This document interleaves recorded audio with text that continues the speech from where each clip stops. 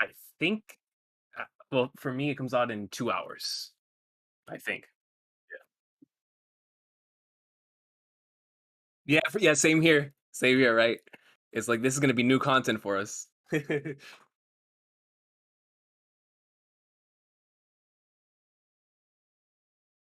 Oh, that's awesome. How are the live Japanese streams for? Well- Oh yeah, that's true. Hmm.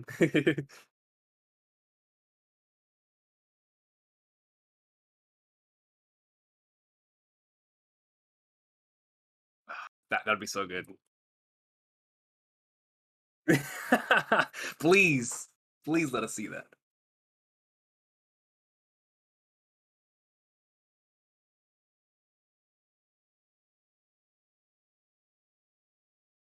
Yeah, it had like little 2 episode Hancock filler. Yeah, yeah, really weird filler, but at least we had Hancock in the episodes.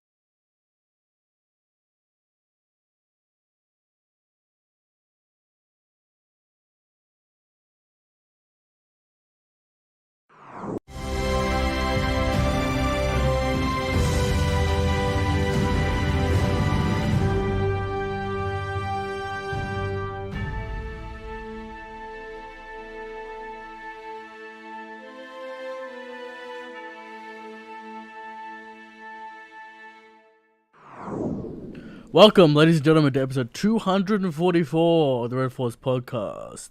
My name is Eric Tolato. Joining me today, Christian Tolato.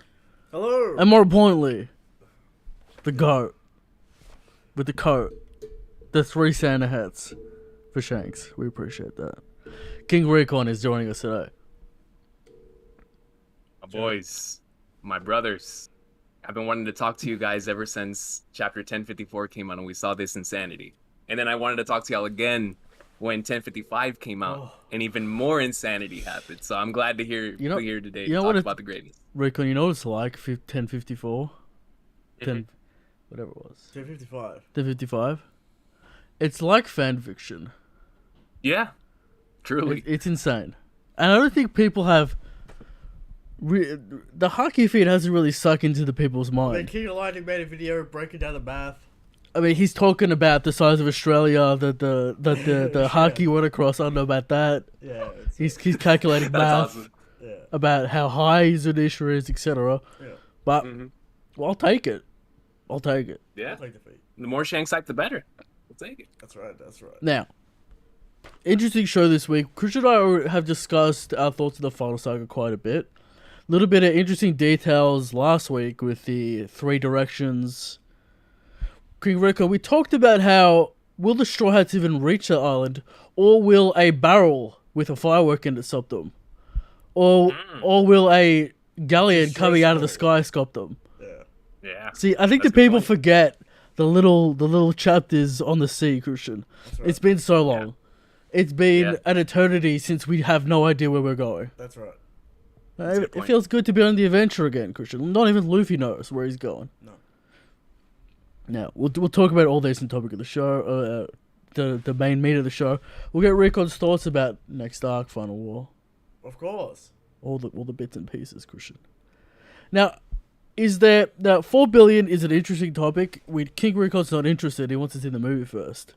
So maybe we'll talk about that next week. Yeah. There is Sorry some. about that, guys. There is some. That's all right. That's okay. There is some SBS situations going on. Not sure what's going on there. Yeah, the new volume SBS is getting translated / worked on. It's always It's always difficult commenting on like half complete SBSs. Yeah. I'll wait till it's fully done. Yeah, we'll wait. Also, I still haven't seen a single panel for 4 billion, so I don't even know what this thing is. I've seen the panels. You see the panels. What 4 billion is random sketches and little notes Oda's so it's not an writing. actual chapter. Right. Okay. Alright, It's not a so chapter. It's, just like a It's data notes book and for Oda. data and Oda's thoughts and Oh, okay, so it's like a favorite card. Type kinda. Kind of Yeah. thing. Yeah. It's not like chapter 0, Christian. Ah, okay. So it's not an actual. Oh man. It's not an actual Okay. manga. It's not an actual Okay. chapter. Yeah. But there you go. All right. So just information. Yes. Okay. And no new information on whether we can see this movie anytime soon or not. Eric, they said the fall. It's coming. We have to We're wait. almost in September. We have to wait. We'll see. Oh man. Hopefully September for both of us. Yeah. Hopefully. Can Netflix just buy the film, please? And stream it tomorrow? I'll take it. Stream it tomorrow. Now, the theater experience for One Piece is like nothing else. That's right. That's right. Nothing. The cheers, the screaming. Other people in other movie theaters must be, what's going on in there? Seriously. Because it sounds like the crowd of Rocky IV, Christian. That's right. That's what it sounds like. That's great. All the ups and downs. Now. Yeah. So we got a chapter coming up next week. We'll get into that, all that stuff. The anime episode. Film read prelude. Will we get Shanks fighting Mihawk? I mean, I doubt it. Will we get Mayor Wu Slap complaining? Yes. We'll get Mayor Will Garp meet Shanks? That's a possibility. Garp meeting Shanks. They are two of them are in the little preview. Yeah. I want to say it's a timeline thing where it's like. Does the Don meet Shanks? No. I think we'll see the Don. I doubt it. I think we'll see the Don and Uta. I think we'll see them too. King Recon, will this illuminate why Shanks was in the village for so long? It could. Or if not, that'll be shown in the movie, I'm going to assume. But if not, yeah, I would love for that to be covered here in this prelude. For sure. It's kind of wild to see like a post-time skip design just hanging around in pre-time skip stuff. What? Who? Like Uda. Yeah, it's like, odd. Okay. Yeah, that's true. But anyway, I hope what I hope this is some stupid side villain where like Blue Jam where Luffy and Uda have to beat him. Just give me some slice of life stuff. Don't give me some nonsense about some bandit that Luffy and Uda have to beat together in three episodes. All right, just give me some nice Shanks and Uda and Luffy hanging out. Yeah, I'll take the bad villain if like Shanks and his crew just take him out, wash like, him, chapter 1 style. Yeah, Lucky Road comes out and shoots him in the head. Right. That's right. Well, there is some little there. I don't think Shanks can get involved because there'd be some continuity issues with Haguma not knowing who they are. Surely, if he takes out a bandit clan, Haguma would know who they are. I mean, do we care about that anymore? Probably not. This guy's a bum. I don't think Toei cares. Okay. Right. But anyway, a couple of hours we'll watch that. Maybe I'll tweet about it. Yeah. Okay. But anyway, let's get into it. Let's talk about what we need to talk about with Recon, and that's first of all Shanks, and then second of all, Endgame.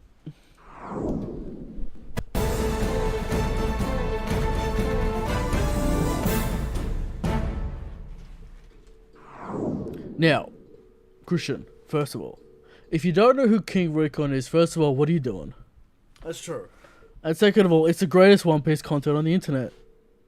I mean, you're not wrong. It's great. You're feeling like shit. Your team lost by 3 points. Yep. And you watch King Recon react to Shanks destroying Green Ball. And everything is right again in the world.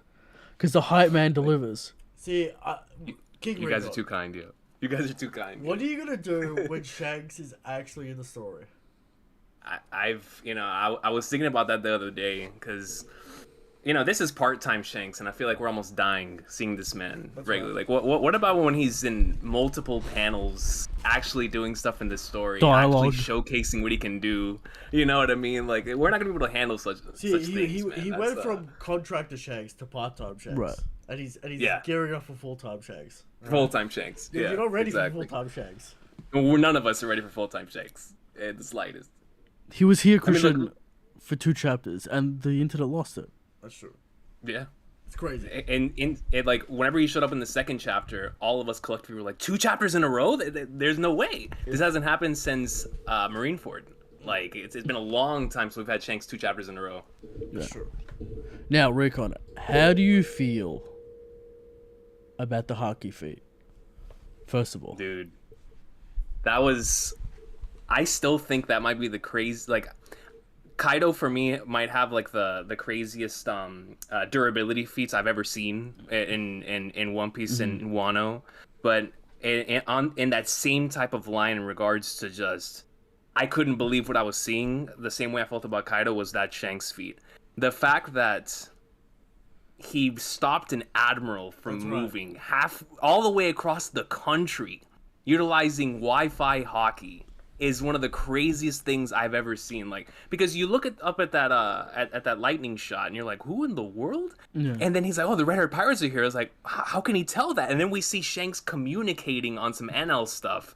And so it's like he's communicating utilizing some sort of mantra hockey here while also like stopping this man from moving. I mean, he stopped him completely. He was like, all right, I'm gone. My bad. My bad. I didn't know you were here, bro.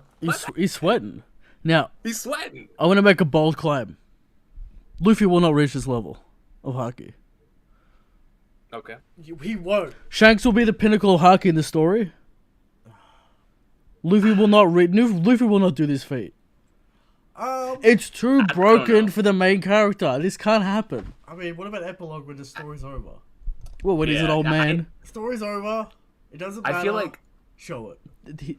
I feel like just because hockey translates into will, I feel like Luffy kind of has to like surpass him one day. You know, when it comes to like we're gonna see a hockey feat from Luffy so crazy in the series, we're gonna look back on this. He's got the Nika. He's got the Nika. Okay. Does he need that? Does sure. he need stupid hockey? Eric, Luffy did say he would surpass Shanks. Sure. Bold He didn't claim. say in hockey though. I mean, you know how short it goes, man. He's gonna surpass. But you know, Luffy won't have Carter's durability. I mean, with the Nika Mastery, he might. He's like bending his body around. Yeah, but when's he gonna get that hard Yonko body where you have to have Ryo to damage He's got that rubber soft body where nothing hurts him. Right. The ultimate rubberness in Gear 5 where like he's still taking haki but it does less damage. That's right. Because reasons. Because the actual hit isn't hitting. Right. Now when he does when Luffy starts doing that Katakuri Future Sight shit in Gear 5, body, twisting around.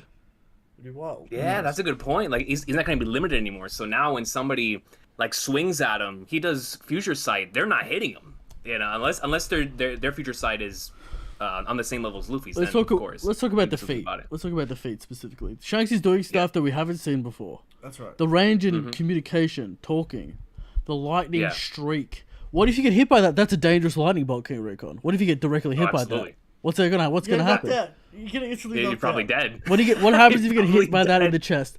Can he indeed shoot Kamehameha like waves of hockey? Do you think getting hit by that is what Roger did to Odin whenever he hit him Divine Departure? Like that was kind of like hitting him with a streak of lightning, just it's sending him flying. It'd probably be something like that. I think it was a Conqueror's Haki fusion attack. Right. Yeah. Why not? Because it wasn't a cunning attack. No one got cut. Nothing got cut. He was just hitting it with a bolt of hockey. For sure. That's true. So and then let's talk about the story implications of what this man says, Christian. That's right. Shanks' evil theories dead. They were always dead, but now they're even more dead. Throw them in the trash. Shanks is waiting for the new era. That's right. Yes. He's protecting the new era.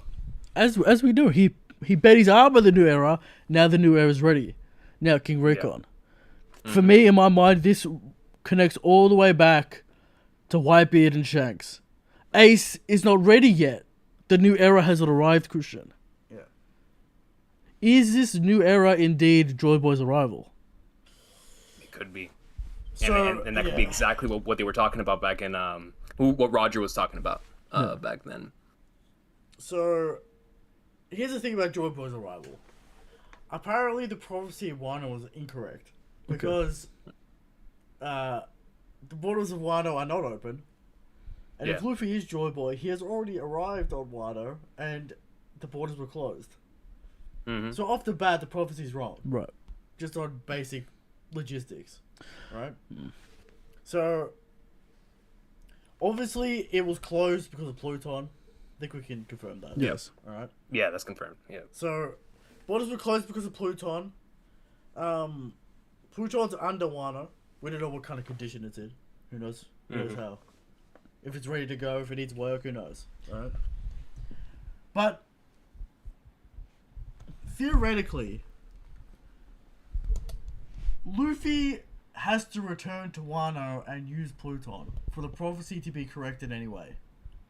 Otherwise, the prophecy is fake. And, or Blackbeard's Joy Boy, and he steals Pluton. Well, I think it's at this point it's confirmed Luffy's Joy Boy.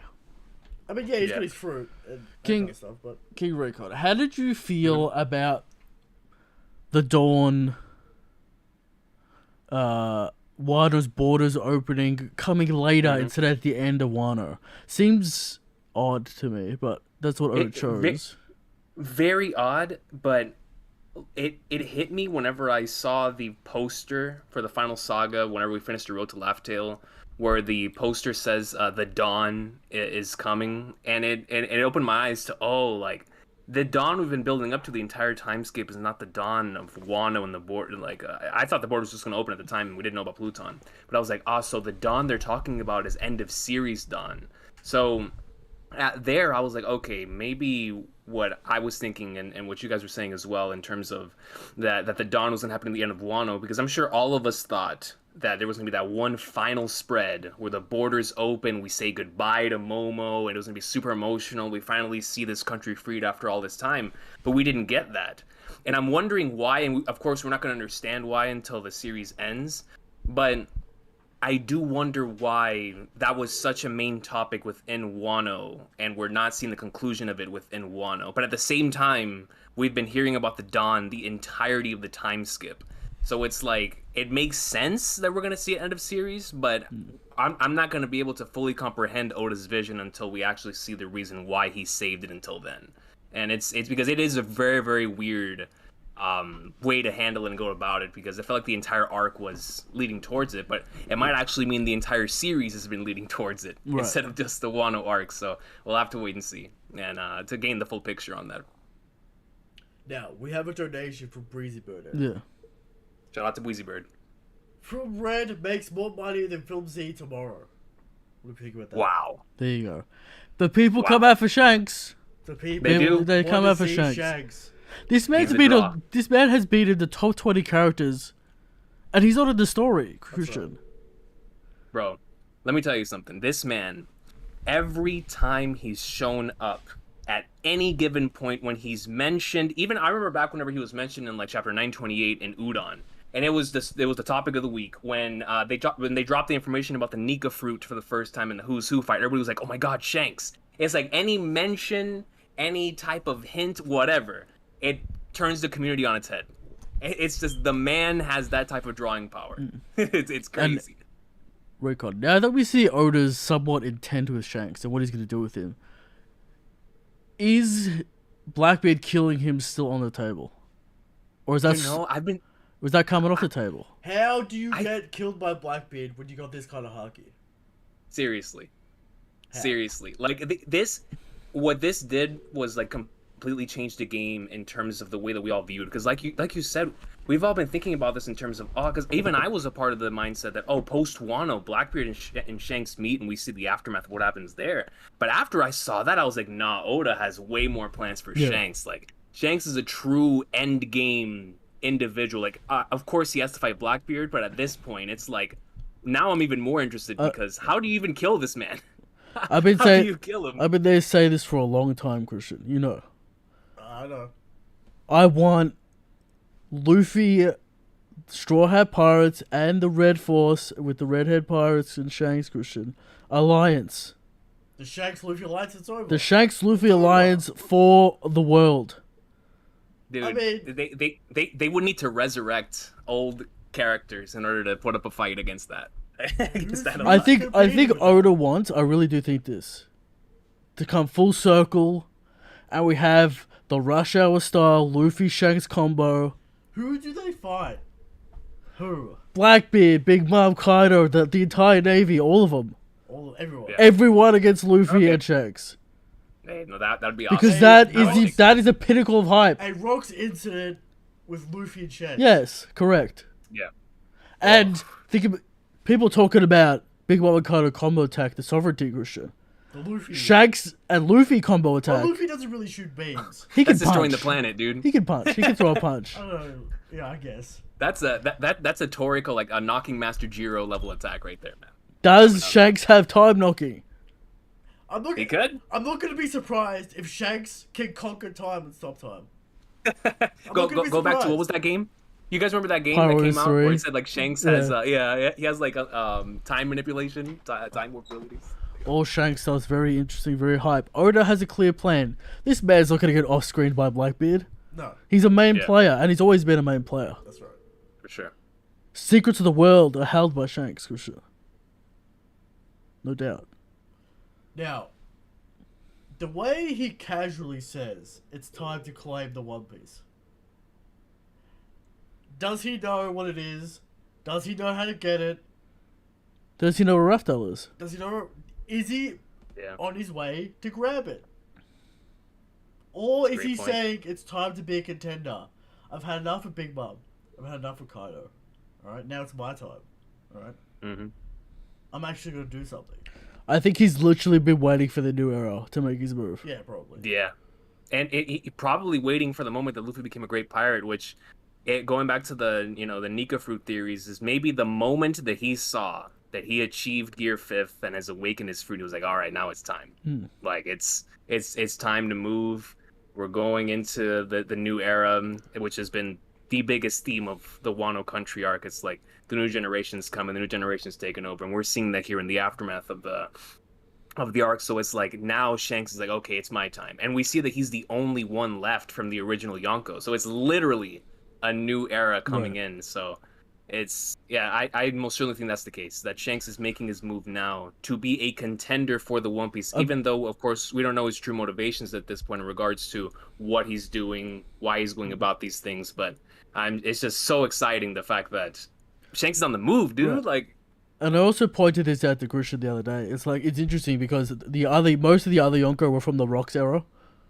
yeah, Literally from Rox's crew.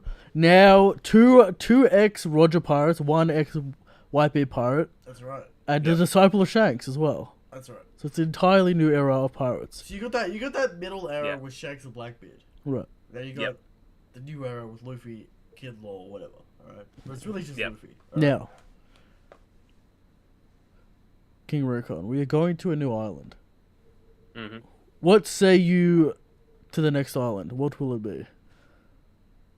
I honestly think the next one, regardless of what we end up going to, I do believe we're either going to get a Jaya type of arc that hits us out of nowhere, like we were talking about earlier, in regards to the barrel coming out of the ocean, or some sort of detour that takes us to a place where we're not expecting, or we're going to get the Sabaody of the final saga, where we go to wherever it is that we're going, and it's going to kickstart, maybe not from a storytelling standpoint in regards to we go there and things start going bananas. I do believe it's going to be adventure wherever we end up going. Now, But Recon. I would love for it to be a detour. Like, I think it'd be Recon. super cool. There's not a lot of story time left. What mysteries does Oda tackle in this new island? Because we got to tackle some mysteries. Otherwise, Something. Yeah, gotta get something. Yeah. I've been Do you guys think? Do you guys think we see the SSG in this? soon, we have to soon, see this. very soon, very soon. Yeah. I was saying to Christian, straight to the Bato Island. Bartolomeo Island. Let's do it. Just happens to be Shanks the Southeast time. Island. Shanks time. This is Shanks time. Right off the bat, Shanks time. Shanks time. Right off the bat. Okay. They have their Conqueror's Hockey Clash. They Because split if skies. you think about it in terms of the narrative, Christian, in terms of the story, that's literally the only lead we have for the next arc. I think we're going to a new island. I'm gonna say it's Buggy's new territory and it's cross guild related. Okay. Mihawk and Zoro reunite. They test each other out. Zoro's not ready yet. Okay. We get an update on Zoro's dream. Mihawk sees Enma and goes, "I fought Odin back in the day." Sure, whatever. Alright, whatever that is. Yeah. Alright, I'm not gonna comment on that. But I think it's Buggy related, cross guild related, because we gotta get an update on these characters. Right. We just got introduced with this concept. Let's see it. Yeah. Let's see this concept in action. Right. I think it also because I received a comment earlier this week or last week after the chapter dropped about like the potential islands, and one of the islands I think it would be really interesting considering who might come with us or who doesn't come with us, what characters end up joining us this next island, whatever it is if we go to Whitebeard and Ace's grave Yes. soon, because if this is going to be a short arc, if this is going to be Oda, because we know after every long major arc, he always has his palate cleanser. He has his Navy back, he has his Jaya, whatever. If this is going to be the palate cleanser, and we're going to have an instead of a fun one, where it's like a fun and emotional one, why not Ace and Webbeard's grave? Now, And Recon. so it'd be interesting. We've talked about this possibility Yes. many times. Mm-hmm. Marco takes them to Whitebeard Island because the last road poneglyph was in Fishman Island, was Whitebeard's territory. Did Marco take that and put it on Whitebeard's secret island? Mm. Because Interesting. there's no leads for this. Now we joke about Whitebeard's grave opening up into a Zelda-style dungeon Zelda dungeon. that the destroyers have to complete to get the poneglyph. Yeah. And then at the end, Ghost Whitebeard, Haki Ghost Whitebeard, tells him that this is indeed the man Roger was looking for. Also, is Zabo hiding out on this island? We don't know where that'd be Zabo is. interesting. Let's be efficient, Yeah. Christian. Let's be efficient. That's right. Let's be efficient. These arcs need to be efficient. Let's make it efficient. Vivi's there. Zabo's there. Luffy's there. They pour the sake on the grave together. They And drink they it. say, this is our era. That would hit. We're that about, would this hit. is our era. I'm the Flame Emperor. Luffy's the Emperor. This is our era.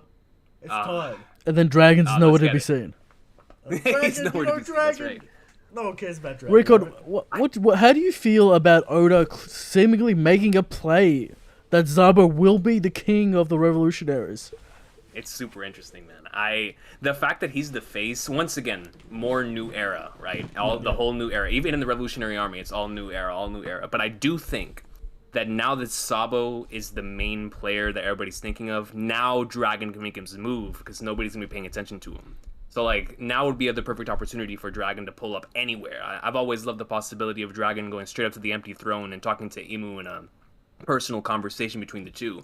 I think that'd be a great way to send us into wherever it is that we're going next in regards to like endgame content. But now that Sabo is the face, the rest of the revs can do whatever because all eyes are going to be on the Flame Emperor. And I think that's really cool. We know Oda loves Star Wars, Christian. That's true. Will it be a Darth Vader situation where Imu goes, my son, why have you come to me? Oh no. And it is indeed Garp's wife. Garp's wife is Mother Imu. to Dragon. Garp's wife is Imu. God's wife is Imu. I don't know about this one. Okay. I'm gonna have to say A Celestial Dragon, Christian. Garp fell in love with Celestial Dragon. I think that's possible. Then is possible. I think that's possible. she had to take the throne. No. And Garp watches over her. I don't even know if the Celestial Dragons know about Imu.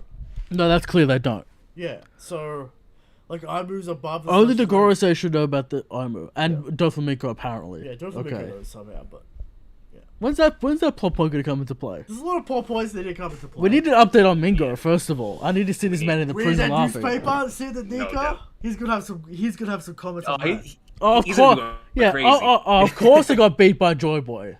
Of course. Yeah, that's right.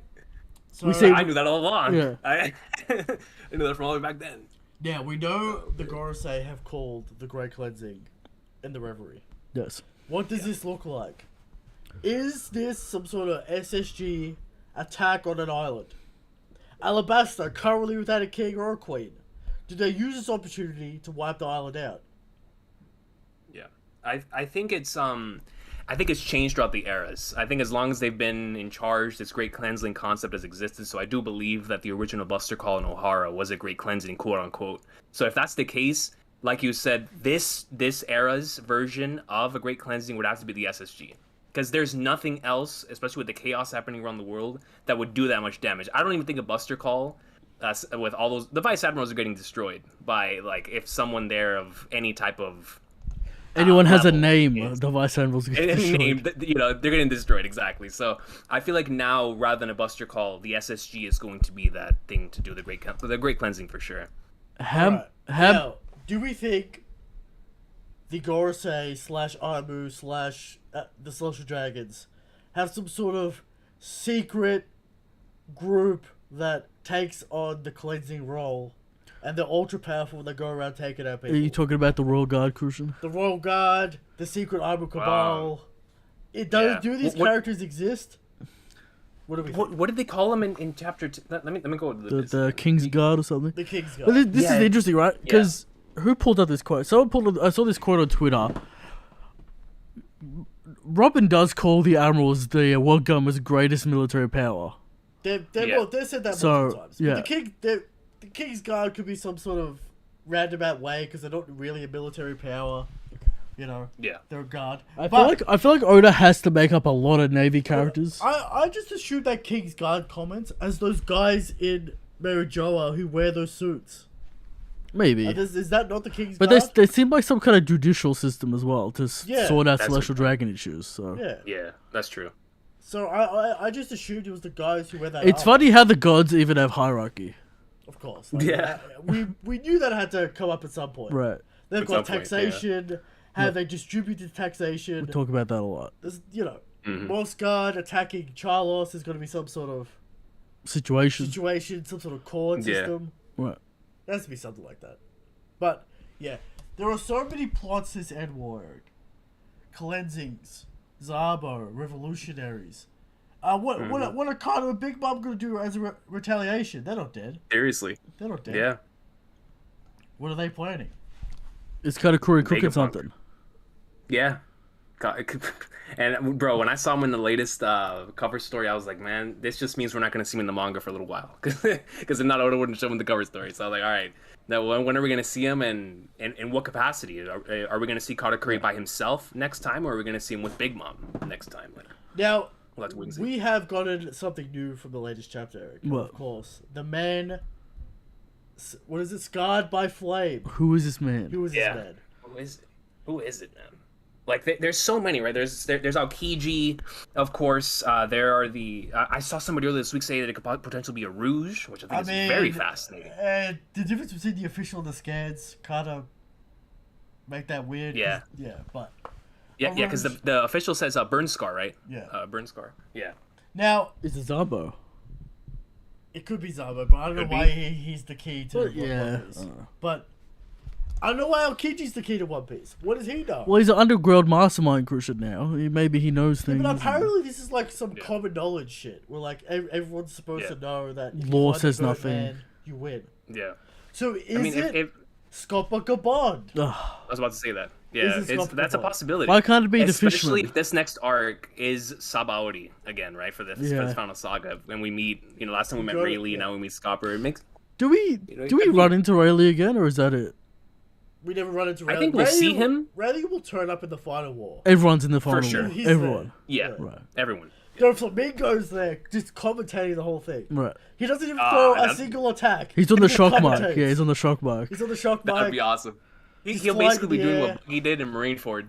Yeah, just basically nothing and just talk shit. Saying vague things that maybe mean something. Exactly. Yeah. He'll interact with Law again. But it is interesting that all three of them will be close to each other, Law, Kid, and Luffy. Yeah. Now, definitely. I believe Kid is missing the Zo poneglyph. Law has 3. But they can't read them. I don't know what they're going to do with them. Correct. Maybe the Burn Man can. The Burnt Man. Maybe that's possible. I mean, there's a lot of people that can read the poneglyphs now. We've got Sukiyaki. We've got the Three-Eyed Tribe. We've got Robin. Yeah. So probably there's more options. Probably Lunarians. Lunarians, maybe. Yeah. True. Yes. Yeah. And King. It's like, what happens with King now? And that whole Lunarian concept. Like, when is that going to be brought up again in the final saga? Yeah. I think King and Queen aren't dead based on what happened to Raizo and Shinobu. Yeah, exactly. Yeah. Interesting times. Next arc will either get the rope poneglyph or get the information to get the rope poneglyph. That's true. Yeah. Now, it could very well be like Jaya to Skypia, right? I've heard the theory. We find out the clues. I've heard the theory that the man burnt marked by flame is a survivor from Ohara. I like that. Is it Professor Clover? We did kind of see him again, right? In the canon manga when Robin was hallucinating, right? That is true. I think another survivor of Ohara is just an interesting concept in of itself. Like that'd be super cool, regardless of who it is. I think that'd be a super interesting concept. Is it Nico Olivia? No, for sure. She's dead. No. I mean, I guess it's a man as well, right? Yeah. Or the person or the man? Man. But, you know. He's a man. Yeah. Professor Clover returns. Maybe. Alright, so we've got that. We've got that plot going on. That mystery, alright? Now, what is Law doing? Where's Law going? What's his plan? Because we know his new dream is to find out what the D is. So that means he has to reunite with the Straw Hats and find out a Raphael. Exactly. So we're going to have a little break from Law. It's kind of weird. It's implied that he knows who this Burn Man is as well. That's true. Because he doesn't. Yeah. The panel's odd, but. And maybe so does Robin, which gives credence. I don't know, Christian. Maybe the Opie no Me can read the poneglyphs for some reason. It can do everything else. Why can't it do that? Can do anything. The translation surgery. Right. Alright. Yeah. What do you think about that? Now. I like that. There's this thing going around where the concept of the good Marines and the bad Marines. The splinter of the Marines. Right. Will this actually happen? Will there be two Marine factions? There could be. It's hard. Honestly, it's hard. Yeah. Because you don't want to break them up, because then the Navy has fewer forces. Yeah. And like, at the end, it depends how it's played out. Because just like Whitebeard, it could be spun in a way where the Navy bind together to take out this great force, right? But if they find out about Imu before the Great War, then this is fucked up. Kobe and Fujitora are like, nah. Yeah. Smoker, Tashigi. I feel like to be efficient, you do that after the fact. And then Dragon like gives like Smoker and shit the reins to the Navy. Maybe, yeah. Yeah, the good Marine faction, the bad Marine faction. We've been kind of talking about this plot since like Alabasta with Smoker, because we knew he would eventually leave the Marines because of the bullshit and the things that he hates about it. He hates the lies. He hates the propaganda. All right. He feels guilty that he took credit for Luffy's actions in Alabasta. Right. He feels guilt for that. Right.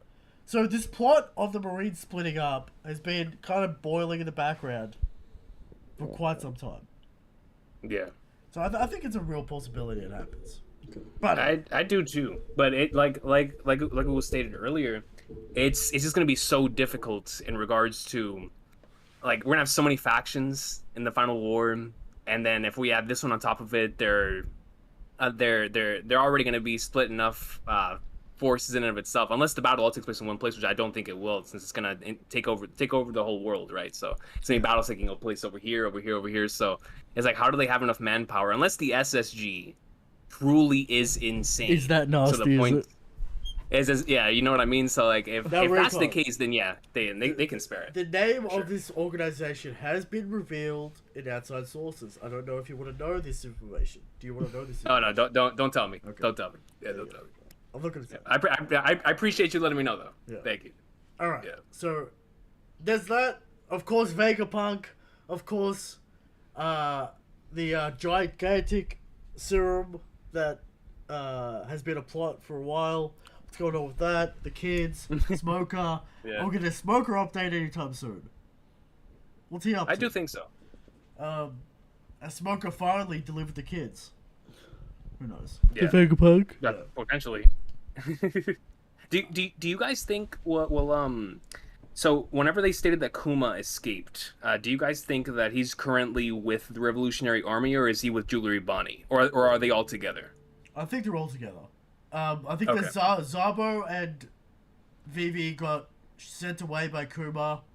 And then Jewelry Bonnie came in, turned Kuma into a child, and then they ran off or something. Okay. With Molly and the rest. Yeah. Yeah. I like it. Yeah, I'm very interested in seeing where that Jewelry Bonnie Kuma connection goes, because it definitely does appear that that's going to be brought up again at some point. It might even be brought up very, very soon. Who knows? But it's it definitely does feel like not like Void Century important, but at least it feels important to the overall, like, what's currently happening in the One Piece world type of importance. So I'm excited for more Kuma stuff in that regard. All right, what do you think about the Moria Perona plotline? Is Moria dead? Did Blackbeard pwn him? Or did he escape once again? What happened to Moria? Or did he join the crew? I don't know that he joined the crew. I think he wouldn't like them killing Absalom. Yeah, but he kind of gave up after Carter beat his head in. So Yeah, but he cares about Absalom. He cares about Holdback, kinda, I guess. But yeah. But if he does end up living, do we see him joining Cross Guild with Buggy and them? Is this going to be like a former One Piece villains, a former One Piece rogue gallery, all getting together under Buggy? Yeah. All of them. I think that's a possibility, honestly. Yeah. Also, Boa Hancock's fate. Not in Cross Guild, as we know. Yep. Did she get captured by Kobe? At this point, considering that the new era has been such a massive, thing that has been established in the last couple chapters, I would not be surprised if that's the case. But is Boa a part of the new era? That's I don't think so. Why not? I think Hancock would be considered to be like a part of like the Shanks, Blackbeard. The Navy have taken so many L's the last couple of weeks that they kind of need a W. No, Boa needs feats. We can't have Boa do nothing the entire series. Okay. But even here, I feel like it's going to be both a W and an L, because I feel like Hancock, whatever happens there with Hancock and Kobe, just like what's happening right now with Mihawk, Crocodile, and Buggy, there's more to it. So like whenever that happens, it'll be both a W and an L for the WG. Whenever we see the Hancock Kobe stuff, and whatever happened there. Yeah. So I guess that's all the plot points Oda needs to hit. That's a lot. Of course, Elbaf. How can we forget about Elbaf? Captain John's treasure. Captain George's treasure. Elbaf, Lodestar. We still need to get that Luffy versus Shanks, however capacity that is, and there's a lot to get through. All right, a lot. But what'd you have to say, Rico? Oh, my bad. No, I was gonna bring up the. I don't know if you guys saw just recently that Oda was talking about in the I think it was the interview with the creator of Detective Conan, where he was talking about how they asked him what upcoming plot point is he excited to draw, and the only thing he talked about was the voice entry. He was like, I'm finally going to be able to reveal this in the manga soon, so I'm very excited for that. Look forward to it. So, after Wano and after the Odin flashback, we were all like anticipating when the voice entry would be, how long would it be? But after I saw that comment, I'm pretty sure the voice entry flashback is going to be of a significant length. And I just wanted to ask you guys, how long do you think the voice entry flashback is going to be?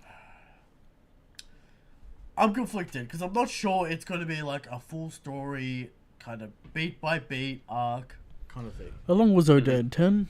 10. But it was skipping around. It's doing a lot of things. I don't think it's going to be a full scale, piece by piece. Depends who the main character is, right?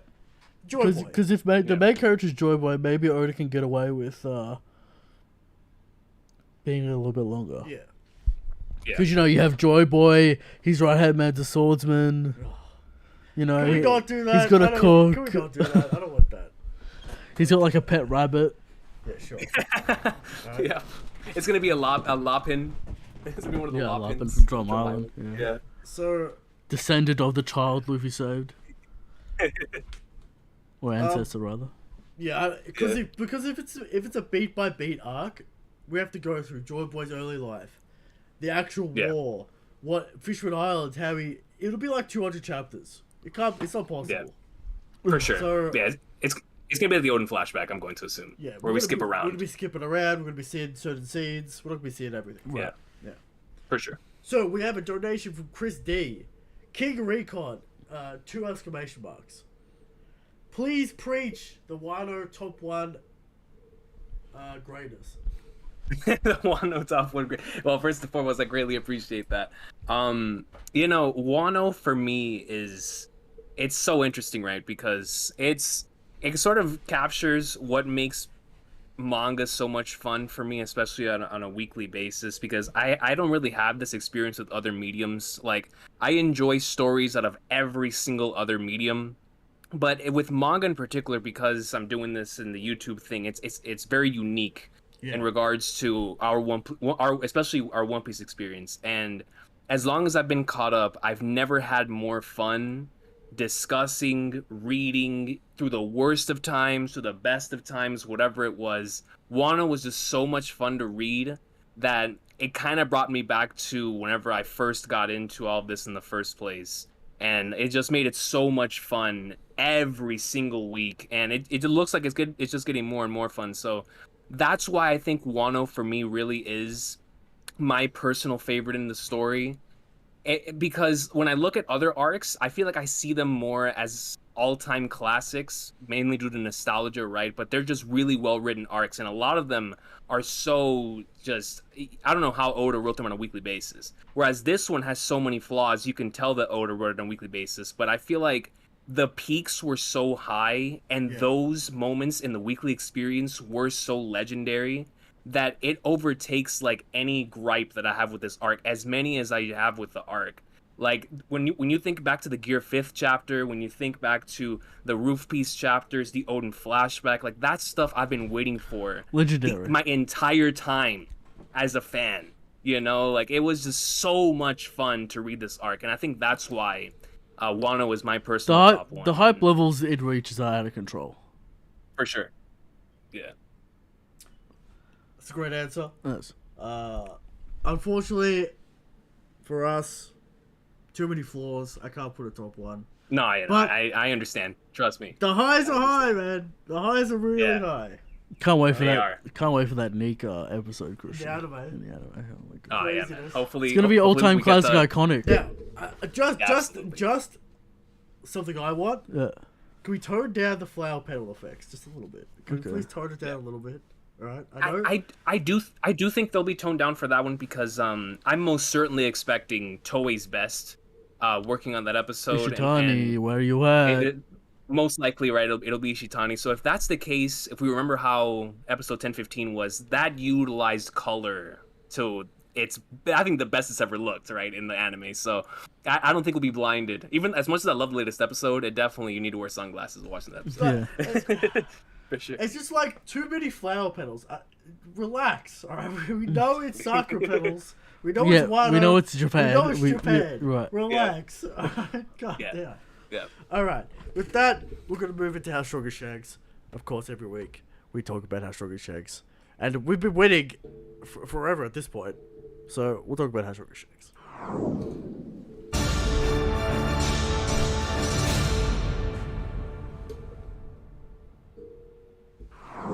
How strong is Shanks? Every week, we come to you with the question of how strong is Shanks. And every week, we say Shanks is the strongest, Shanks is the God King. Now, recently, with Film Red, with Volume 4 Billion, with the actual manga itself, there is no debate.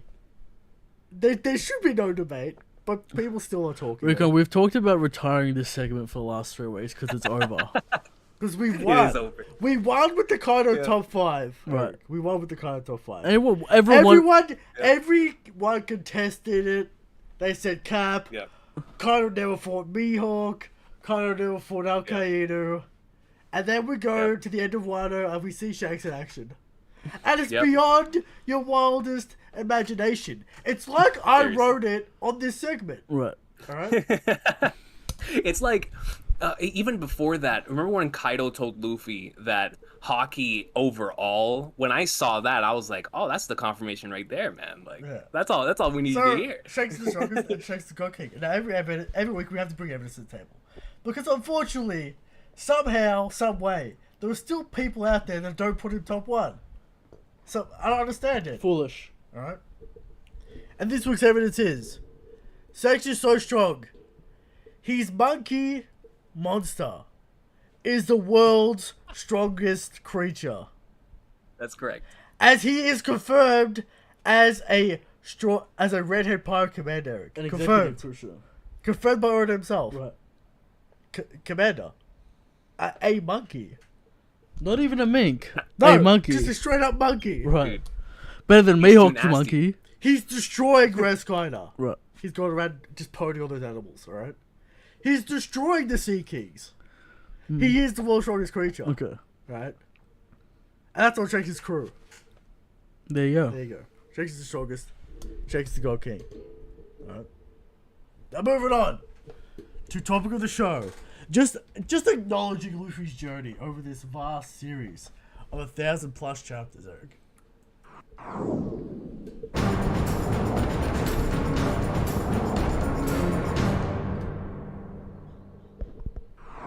Of course, the story starts with Romance Dawn. Shanks and Luffy, the foundation to One Piece, Eric. Yes. Right? Now, I want to do this chronologically in time, not in story. Okay. So then we go into the Ace Zabo flashback. Luffy realizing his brothers. Struggling to use his power. To use his powers. Having that connection with Ace. Having that connection with Zabo. And then he loses Zabo. Well, quote unquote loses Zabo. You know. He thinks he lost Zabo. And they're upset. They're worried. Ace says he will never die. You know. Unfortunate. But that's how it is. Alright. And then we go out to sea and the romance begins. Right. Now, Eric. Notice the use of language. Romance Dawn. A romantic story about adventure. The love of adventure. It has begun. What do you think about that? Classic. Now, I think everyone could acknowledge the first time Luffy becomes a real character is Drum Island. When he's climbing the mountain with Nami. We'll get to that. We'll get to that. Okay. But Eric, we're going to go through Luffy's accomplishments. Alright. Bit by bit, alright? He beats Buggy. The first time Luffy shows that he's a leader, that he's a captain. Right? With Zoro. Of course. Mm-hmm. Busts him out of that prison, says, I want to do it. I want you on my crew. Right. Because I hear you're strong. I hear you're, you know, a legendary fighter. And then he sees the Onigiri moment. And he thinks, yes, this man's a kind man. This man has a heart of gold. Right. And he goes and he gets Zoro. Zoro agrees to join his crew because he sees that Luffy spark. Right? And Zoro joins the crew. Then, of course, you know, Syrup Village. Luffy doesn't. I don't know what Luffy really does in Syrup Village. He just kind of runs around. Not really done doing anything. Turns up at the wrong beach. Yeah. Whatever. It happens in Syrup Village. Then we move on to Baratie, Eric. With Sanji, Mihawk, where Mihawk says the Pirate King is harder to achieve than the world's greatest swordsman. We understand the levels that Luffy has to get to. Yes. To get to the Pirate King. We understand the levels of strength that are around this world. And then Nami betrays Luffy. But Luffy knows in his heart that it's bullshit. And he says, we're going to go get Nami. Because she's my navigator and I'm the captain. Right? Luffy showing he's the captain. Right? Then we go to Arlong Park. I'm back, boys. My bad. We're at Arlong Park, Recon. Oh, okay. I just because whenever you guys were at the Morgan stuff, I had to step out and I really wanted to say something real quick if I could. Go ahead. For the Morgan stuff. The first time that I really fell in love with Luffy's character was the episode. It's episode 3. And it's whenever Luffy and Kobe have that confrontation where Luffy forces Kobe to hit him. Yeah. And I had never really seen that from a character at that point in time in my journey and just experiencing stories. And I thought it was so cool that a character that seems he just seems to understand people so well. And when I saw that moment with Kobe, I immediately understood the type of series that it is, to where like the minor complexities in Luffy's character that would be further explored way down the line. But I love how Oda utilized not only those early arcs to lay the foundation for the story, but to also lay the foundations for Luffy's character and how important that would be down the line, how it would grow down the line. And it's just those little minor moments of laying the foundation is what made even early Oda's stuff so incredible for me. But I apologize. I just had to say that. I'm sorry. All right. That's great. This is a great addition. Mm-hmm. All right, we're at Arlong Park, Eric. When Luffy really shows what he's made of. of course, the classic Nami scene. How could we forget? Yes. Yep. He won't help anyone who won't help themselves. Gotcha. Classic Luffy. This is classic Luffy. Only characteristic in the shonen genre. Right. Naruto will help anyone. Goku will help anyone. Luffy will only help people who help themselves. Who want that help. Alright? Who have that will. Who have that will to fight and it's and to live. and it's so cool how like right after that, then he has a speech talking about everything that he can't do. Like, you know, normally main character thing would be, I gotta do everything because if I don't, then nothing will be saved or whatever. Luffy's like, nah, I just gotta whoop you, dude. My guy can use a sword, Nami can navigate, Sanji can cook, Usopp can lie. I can't do any of that, but I can beat you. And I think, you know, and I thought that was super cool when I was first showcased, and it was once again laying the foundations for Luffy's character. And then Luffy pwned Arlong. Now, if Luffy wasn't doing stupid shit like the windmill, he would have pwned Arlong even quicker. Right? But Luffy destroys Arlong, and then we get Shanks seeing that first bounty. So good. Luffy has finally made it on the seas, and he smiles, and the fail mood is instantly wiped away. The sun comes out. Because they're happy for their boy finally on the seas. Yes. Mm-hmm. Alright. Then of course Logtown. We're going to Logtown. Smoker. The Roger execution. Buggy returns. And then he is saved by Fate/Dragon. Who knows what happened? Right. Alright. Mm-hmm. And then they run off. And then we get the classic reverse mountain scene. Foot on With the barrel. How could we forget? I just rewatched that yesterday. So good. They all state their dreams. They break the barrel, and we go to the new line. Classic OST. Yep. Absolute To the Grand classic. Line. To the Grand Line. I hope they play that again when they get to Laugh Tale, man. Gonna be great. Now, Recon, I've said this for multiple years. But I want to hear the New World Symphony return when Luffy beats Kaido. What do you think about that? Oh, dude, yes. I don't care how much money. Toei's made so much money off Film Red, they can afford it. Like, Right. let them go get New World Symphony for the Kaido defeat, please. That'd be great. Classic. Classic needs to return, but we'll get to that. We'll get to Alabasta later. We're currently at the Grand Line. We made it to the Grand Line. Now the real journey begins. East Blue kind of training wheels. Luffy pwning everyone. No real challenge for Luffy here, Eric. The first challenge: sickness, disease. Nami gets sick. We have to go to Drum Island. This is the first time Luffy shows his will and his determination. His pure grit, crucial. Pure grit, Yeah. pure will.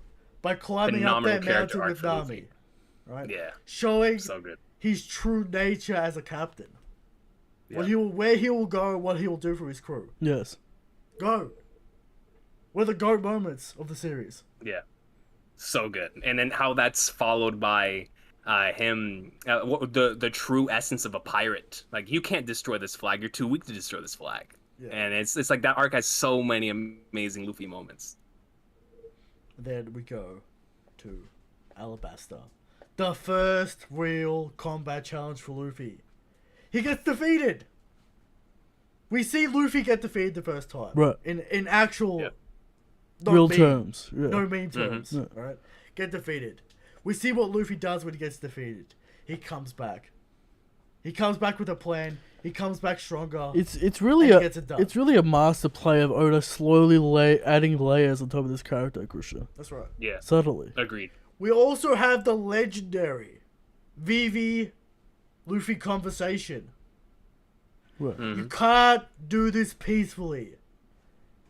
We Yep. have to do this with violence. This is the only way That's to right. do it. You have to wake up. We have to be Crocodile. You can't be concerned with the revolution. You can't be concerned With a the few lives bloodshed. lost. with the lives lost. You gotta make sacrifices. You if must wanna win. liberate yourself, That's Krishna. right. You gotta be free of all That's the correct. consequences. So Yep. we do that. We beat Crocodile. We beat Crocodile. Well, you know, I understand it's a show, it's a battle manga, so you know whatever. But you mean, know, she's laid out the I don't know about that message as a. I mean, as- kind as of, it's kind of totality, there, but but yeah, it's fine. yeah. It's okay. He's like, Mhm. because Vivi's upset that, you know what, which she's trying to solve it diplomatically. Right. But it's too far gone. And Crocodile's a scumbag. Crocodile's a scumbag, and she's just gonna get trolled. Luffy's like, no, we're gonna beat him. You can't do it, right? Then we move on to Water 7. Crisis in the crew, Eric, the first time. Luffy has to deal with a crisis in the crew. Luffy versus Usopp. Classic. All-time classic. Legendary fight. Some say the best fight in the series. It might be. Definitely up there. Definitely up there. The Usopp versus Luffy fight. What's this about, Eric? This is about two men fighting for what they believe in. Luffy's fighting for the journey because he knows he knows the Merry is done. Let me just pause here for a second. second. Let me just pause here for a second with Usopp specifically. Recon, do you think it's about Merry specifically, or Usopp's internal dialogue, and he's implanting himself as the Merry? They're definitely both. Which is more it. His worth as he sees his worth as a character, as the man who fixes the Merry, as the man who got them in the ship. Right, and he sees them throwing away the Merry as they're eventually going to throw away him because he's not strong enough. But Luffy will never do that. Luffy. So was it ever about ever about the ship? Or was it ever about him? I think it was about the ship in a certain way. Like it's from his island. It's from his love. You know, it's his legacy. Right. He looked after it. It's part of him. But there's also that layer to it. Yeah, 100%. It's like the ship represented Usopp's journey with the crew. And in that regard, whenever it cries in episode 236, it's like, man, like this is it. Like this is really it now. And it makes sense that after that we get the Thousand Sunny and everything's, brand new. But I do believe everything you guys said is 100% true. Like that is Usopp's all of his internal conflict being represented right there, and which is what makes his character so good. Derek, I forgot to mention Jaya. I was just about to bring it up, dude. Shanks moment right here in this bar. Yes. Told doesn't do anything, gets hit with the alcohol, does the same Shanks does, walks out, Eric. That is one of my favorite scenes in the series. But then Bellamy messes with Luffy's friends. You don't do that. You don't do that, Eric. You don't do it with the Shanks either. You can spit on Luffy all you want, but when you touch his friends, that's when he gets serious. And he beats the bully. He smacks him in the head. He shows him who he is. I always found it interesting that Zoro and Luffy get it instantly, especially Zoro. But Nami doesn't know what's going on. No. Mm-hmm. Do you think now Nami would know what was going on? Absolutely. Now, yeah. To be fair, though, Whole Cake Island, did she buy what Sanji said when she slapped him? Was she buying all that garbage? I think she was more mad about him hurting the captain, than anything else. Okay. Yeah. It's just interesting that connection Luffy and Zoro have, where there's no words that need to be spoken, Christian. That's right. There's no dialogue that need to be had. They're two men who are on the same page. That's right. That's right. And we even saw that in Wano, where both of them did the exact same thing. It's like, I'm sorry, Kinemon, the plan's over. Yeah, they were the only ones who were on that same type of wavelength from the very beginning of the arc. They just have that connection. Back to Water 7. Yes. Usopp Luffy, classic all time, shows what Luffy needs to do. He's the captain. He needs to make the tough decisions. Right. He knows the journey is over if they continue with the Merry. So he needs to continue that journey. Sacrifices must be made, right? Yeah. And Usopp, you know how Usopp is, right? We solve this problem. Usopp comes to his senses. He rejoins the crew. Luffy accepts him instantly because Luffy was never really mad at Usopp, right? Yeah. In regards to the way Luffy fights in his lobby fascinates me after the Nika reveal.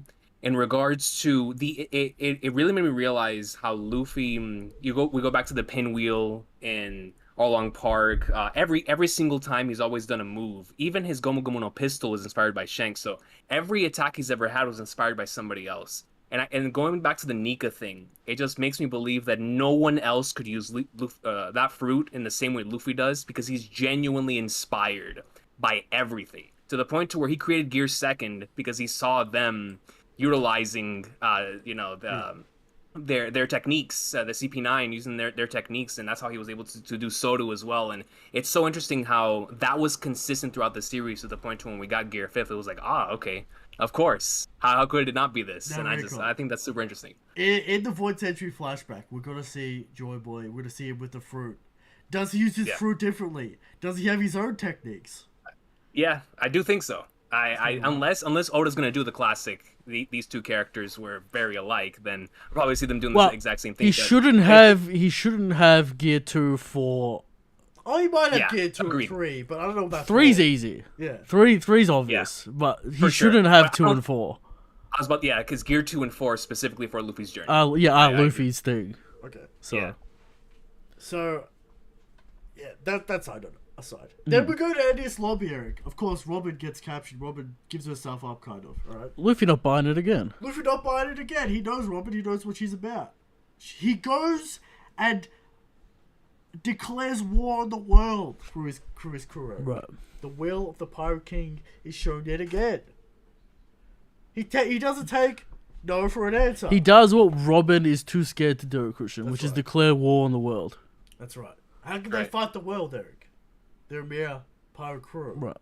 Luffy doesn't give a fuck about that. Also, the Navy not really doing anything about this declaration. Well, you know how it is. Okay. But we shoot down the flag. We get Robin back. Of course, the legendary Gear 2 moment with Bruno. Yep. Our boy getting the first power up. And then we see the grit in combat. This is Luffy's hardest fight so far. Luffy's hardest fight so far. Yeah. The Raikugans. Blood, all of it. The will. The will. Yeah. Usopp, of course, giving him that final push to unload that jet gatling. Usopp proving why he's valuable on the crew. That's right. He does that jet gatling, beats Lucci, and we move on, Eric. Now, Thriller Bark. Luffy doesn't get to do much. No real moments. No real moments for Luffy here. Mm-hmm. Hey, Nightmare Luffy, man. Nightmare Good Luffy's stuff. cool. Mm-hmm. Yeah. Cool. Right. But no real. The mission with Mori is weird. Like, we get to find out about the Emperors and that kind of stuff. Yeah. But I don't know that. See, Mori gave up. Luffy will never give up. Right. Yeah. That's basically the arc. All right. Yep. Well, it's interesting that some of the villains are just washed up pirates. You got Crocodile, you got Moria. Fucking. I could forget. Kuro. All of them. Right. Buggy never Even tried. Arlong's washed up. Yeah, we find that out eventually. Yeah. Of course, Don Krieg's washed up. Well, yeah, he came from the New World, sure. He came from the Grey Line. The Grand Line, right. So, we get to Sabondi, Eric. Fascinating arc. One of the GOAT arcs of the series. Yeah. For many No reasons. question. First of all, we meet Rayleigh. We come to understand who Rayleigh is. Mm-hmm.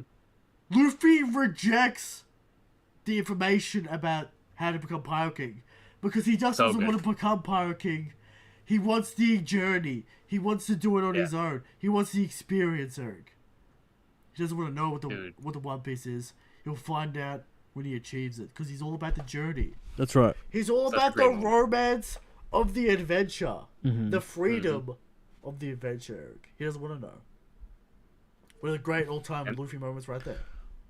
And that was preceded by another one of Luffy's greatest moments, and him punching the Celestial Dragon, Of course. which still gives me goosebumps every time. The first real time we see Luffy stand up for freedom, Eric. To liberate the people, Christian. To Now, liberate the people. kids are punching this dragon. Kid. The people who are part of his generation are too afraid to hit the Don't have the dragon. will. They don't have the will. Yeah. They don't have the will. They don't have what Luffy has. Right. Luffy doesn't care about consequences, Eric. He cares about his friends. He cares about freedom. And he hits that Celestial Dragon so hard. He should have died, but, you know. Iconic, Christian. Yep. Iconic. And then, of course, the consequences. He loses his crew. Kuma sends him away. He's now an Amazon Lily. He had to learn the hard way that he's too weak, Eric. But we'll fight. We'll get to that eventually. Then, of course, Amazon Lily. The first time Conqueror's Haki is shown by Luffy. Yes. Yeah. Change the game. Changes the game. Conquers Haki. The first time Haki is really introduced in Amazon Lily. Alright? Then we move on and we find out that Ace is captured. And Luffy has to go save his brother. So then we go into Inbound Down, the depths of hell itself. To go save Luffy's brother. He gets pwned by Magellan in the depths of hell. His will never gives out. Never gives out, Eric. And of course, he breaks that Inbound Down. We go to Marineford. And he's willing to fight. I find it interesting that Oda had, even in the depths of hell, Luffy still had a friend, Christian, to cheer him on, to help him. Yeah. Yep, and it was his former enemies. It was his former enemies. Luffy can even make friends in hell. That's right. Yep. That's crazy, right? Jinbei is there. And then we go to Marineford. Luffy's on the battlefield, fighting the strongest people in the world. Anything to get his brother back. But he wins, he achieves it. And then Ace has to run his mouth and ruin it. Right. But, you know shout out Ace, man. Ace dies. Luffy trips over, drops the Vivre card. It's played up in the anime. It's played up in the anime, but Luffy drops the Vivre card. Luffy isn't fumbling for 10 minutes for this Vivre okay, card yeah. in And the then manga. Ace saves Luffy, cops the Magma Fist. Luffy experiences loss for really the first time. Zabo, maybe he's too young to understand what's going on. Right, he feels the despair. He feels the despair of losing Ace. Broken character. He's done. He's finished. And then we go post Marineford with Jinbei. You still have your crew. How Your did real family. but how do people not like Jinbei after this? I don't know. Jinbei saved Luffy from the brink. Mm-hmm. That's right. We see Luffy's will finally broken, Eric. Yeah. After all this, after all the journeys. But again, Oda goes, you can't do it all by yourself, Christian. You need your crew. You need the people around you to lift you up when you're Mm-hmm. broken. The crew. You still have Such a your crew. beautiful scene. And then Luffy realizes he has to train. He has to get stronger. He has to get ready. Because this can never happen again. And of course, this 2-year time skip happens, Eric. We come back. And we go back to Shabondiak. And Luffy is on another level. Right. King Rico, you were there at the time, right? How did you feel about the new designs? How did you feel about the new powers? Dude, What was the mood still like? to this day, at that episode, both those chapters, 598 to 601, and then the episodes, specifically 521, where Luffy first uses Gear second post time skip, and he casually dodges light speed bullets from the pacifist. That was like my favorite hype moment in the series for a really long time, because you go through this entire arc where you're told Luffy's too weak to do this, he's too weak to do this, he's too weak to do this, and so when he comes back and you finally see the entire crew together again for the first time in so long, and my man one-shots the thing that took the entire crew to take out the first time. It is one of the most satisfying moments in the entire series, and those post-time skip designs are all great. There's some I prefer pre, there's some I prefer post, but Luffy's post-time skip design is so simplistic and perfect that they couldn't have picked a better post-time skip design. But that jet pistol moment post-time skip, the first one, is one of my favorite moments still to this day. It's just so good. It's absolutely legendary. And then we're going to Fishman Island, Eric. Luffy says goodbye to his master, Christian. That's right. Yeah. And tells him he will become the king of the pirates. He's going to do it. That's right. And then we go to Fishman Island. What's there really say about Fishman Island? Luffy pwns everyone. He destroys the Noah. The prophecy begins with Luffy destroying Fishman Island. Little showcase of the crew. Joy Boy is first mentioned in this arc, Eric. And Yes. the seeds are planted for Luffy. Yep. Then we go to the new world. We're in the new world. We're finally here. Right? Punk Hazard happens. Not really much here for Luffy's character in Punk Hazard. We still see he's just like normal Luffy though. Zoro has the normal time to, figure it out. Mm-hmm. And then we go to Dressrosa. Where Luffy versus Doflamingo, Gear 4. Luffy's hatred for Doflamingo. He's suffocating the people of this country. Right. We get to see Gear 4 in its spectacular glory. The 2-week break, Eric. How could we forget the 2-week break? I remember it. I remember where I was. Pure Me despair. too. Lunchtime break, KFC, Westfield. That's true. I peeped the chapter. One Piece is on break. I see the 4 bubble, and I go, Oda. It was. I still maintain it was the most insane 2 weeks of the One Piece community. Right. Yeah. For yeah. me, the Drums of Liberation to Gear 5 is the only other time a break has ever hit us like that. Snake Man was a little bit like that, but we not knew quite. what Gear 4 was. Right. Yeah, we know what Gear 4 was. Gear We had 4 some was. idea, but the Gear 5 break. Well, People talk about but resin. We gotta remember. Yeah. We gotta go back, Eric. What? We gotta go back. Because we've been talking about Gear 4 since Gear 3 was mentioned. Yeah. What's Gear 4? Does he have Gear 4? What's it gonna be? The designs for Gear 4 have been going on since Gear 3, since Water 7. That's When's true. Luffy gonna use Gear 4? And we finally get the panel. And we're gonna wait 2 weeks. Not 1 week break, it's a 2 week break. Oda 2 week break, magazine break. Insanity. Brutality. Brutality, insanity, alright? So, the most insane part of the community at that point. Mm-hmm. Yeah. He goes No Gear doubt. 4. He beats Doflamingo, and then he unlocks the Grand Fleet. We're starting to build the Emperor crew, the Allied captains. Right. Bartolomeo, Cavendish, the ex-fighting Jin. And Leo. again, showing All Luffy's his character, he characters. doesn't want to lead these people. No, he's he not doesn't interested. Yeah. No. Yep. He doesn't want it, Eric. Right. He doesn't want to be King of the world. the big cheese. He just wants his crew, and he wants to bring them to the pirates. King Recon, just before we move on. Mm-hmm. Just on this point, I find it interesting that the Wano people don't reference Luffy, they reference Joy Boy. Yeah. Because Luffy That's a told good him, I point. don't want to be a hero. Right. That's right. Yep. So So- trying to find right. some sort of symbol to hang on to, The like, joy- we need a hero. The Joy Boy myth is starting to build in the right. new Yes. in this era. That's right. Yep. And then we move Which is- on. Oh, sorry. Go on. Go on.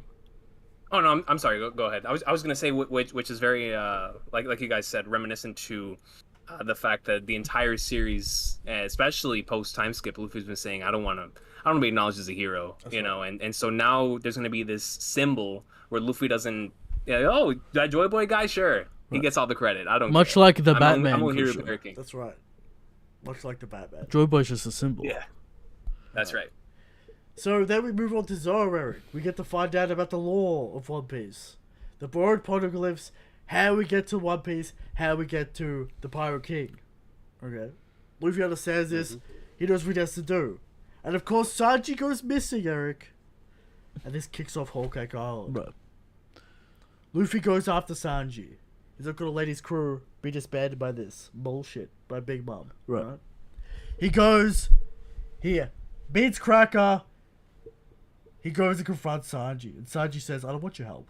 I don't need your help. I want you to get lost." Luffy says, "No. I know this is bullshit. Right. And I know that you want to go out to the sunny with me." And he says the famous lines he said all the way in Arlong Park, Eric. Mm-hmm. I need my cook, or I can't become Pirate King. Classic voice line in the anime. Classic voice line. Man. Masterful Episode is VO. legendary. Masterful VO. Yeah. Sanji feels this. Sanji knows he fucked up. And at that moment, Recon. Sanji knows it's over. Does the voice crack in Luffy's That's right. get you every time? It gets me every time, especially with the music in the background. Like, how could it not? How could it not, man? Sanji realized he fucked up in that moment. Right. And he's on the pudding copium.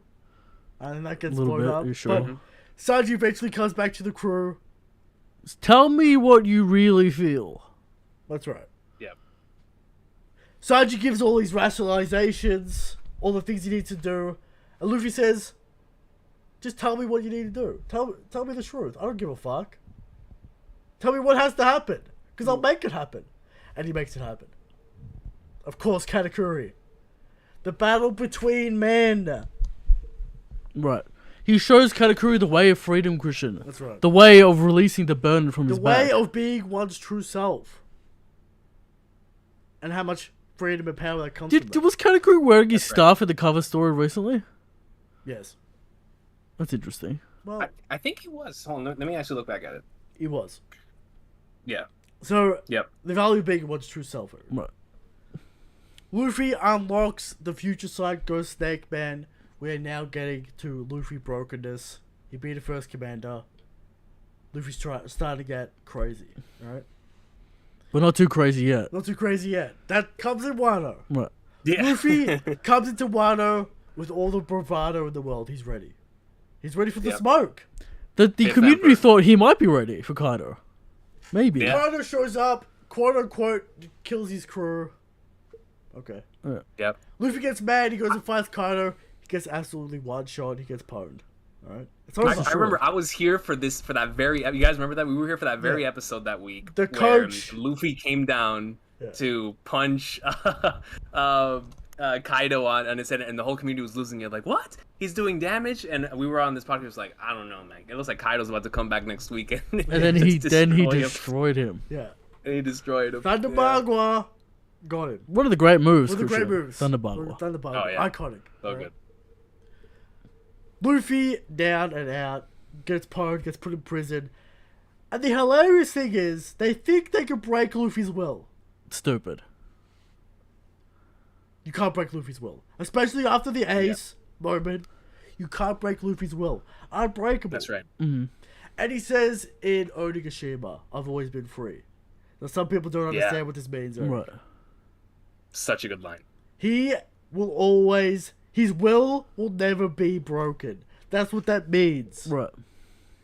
He is always free to be himself. It doesn't matter what you do to him. It doesn't matter where you put him. He will always be Luffy. He will always be free. And that's what that sentence means, Eric. Mm-hmm. And that's built upon the Ace death. Alright? Just like he acknowledges the time, my Ace is dead.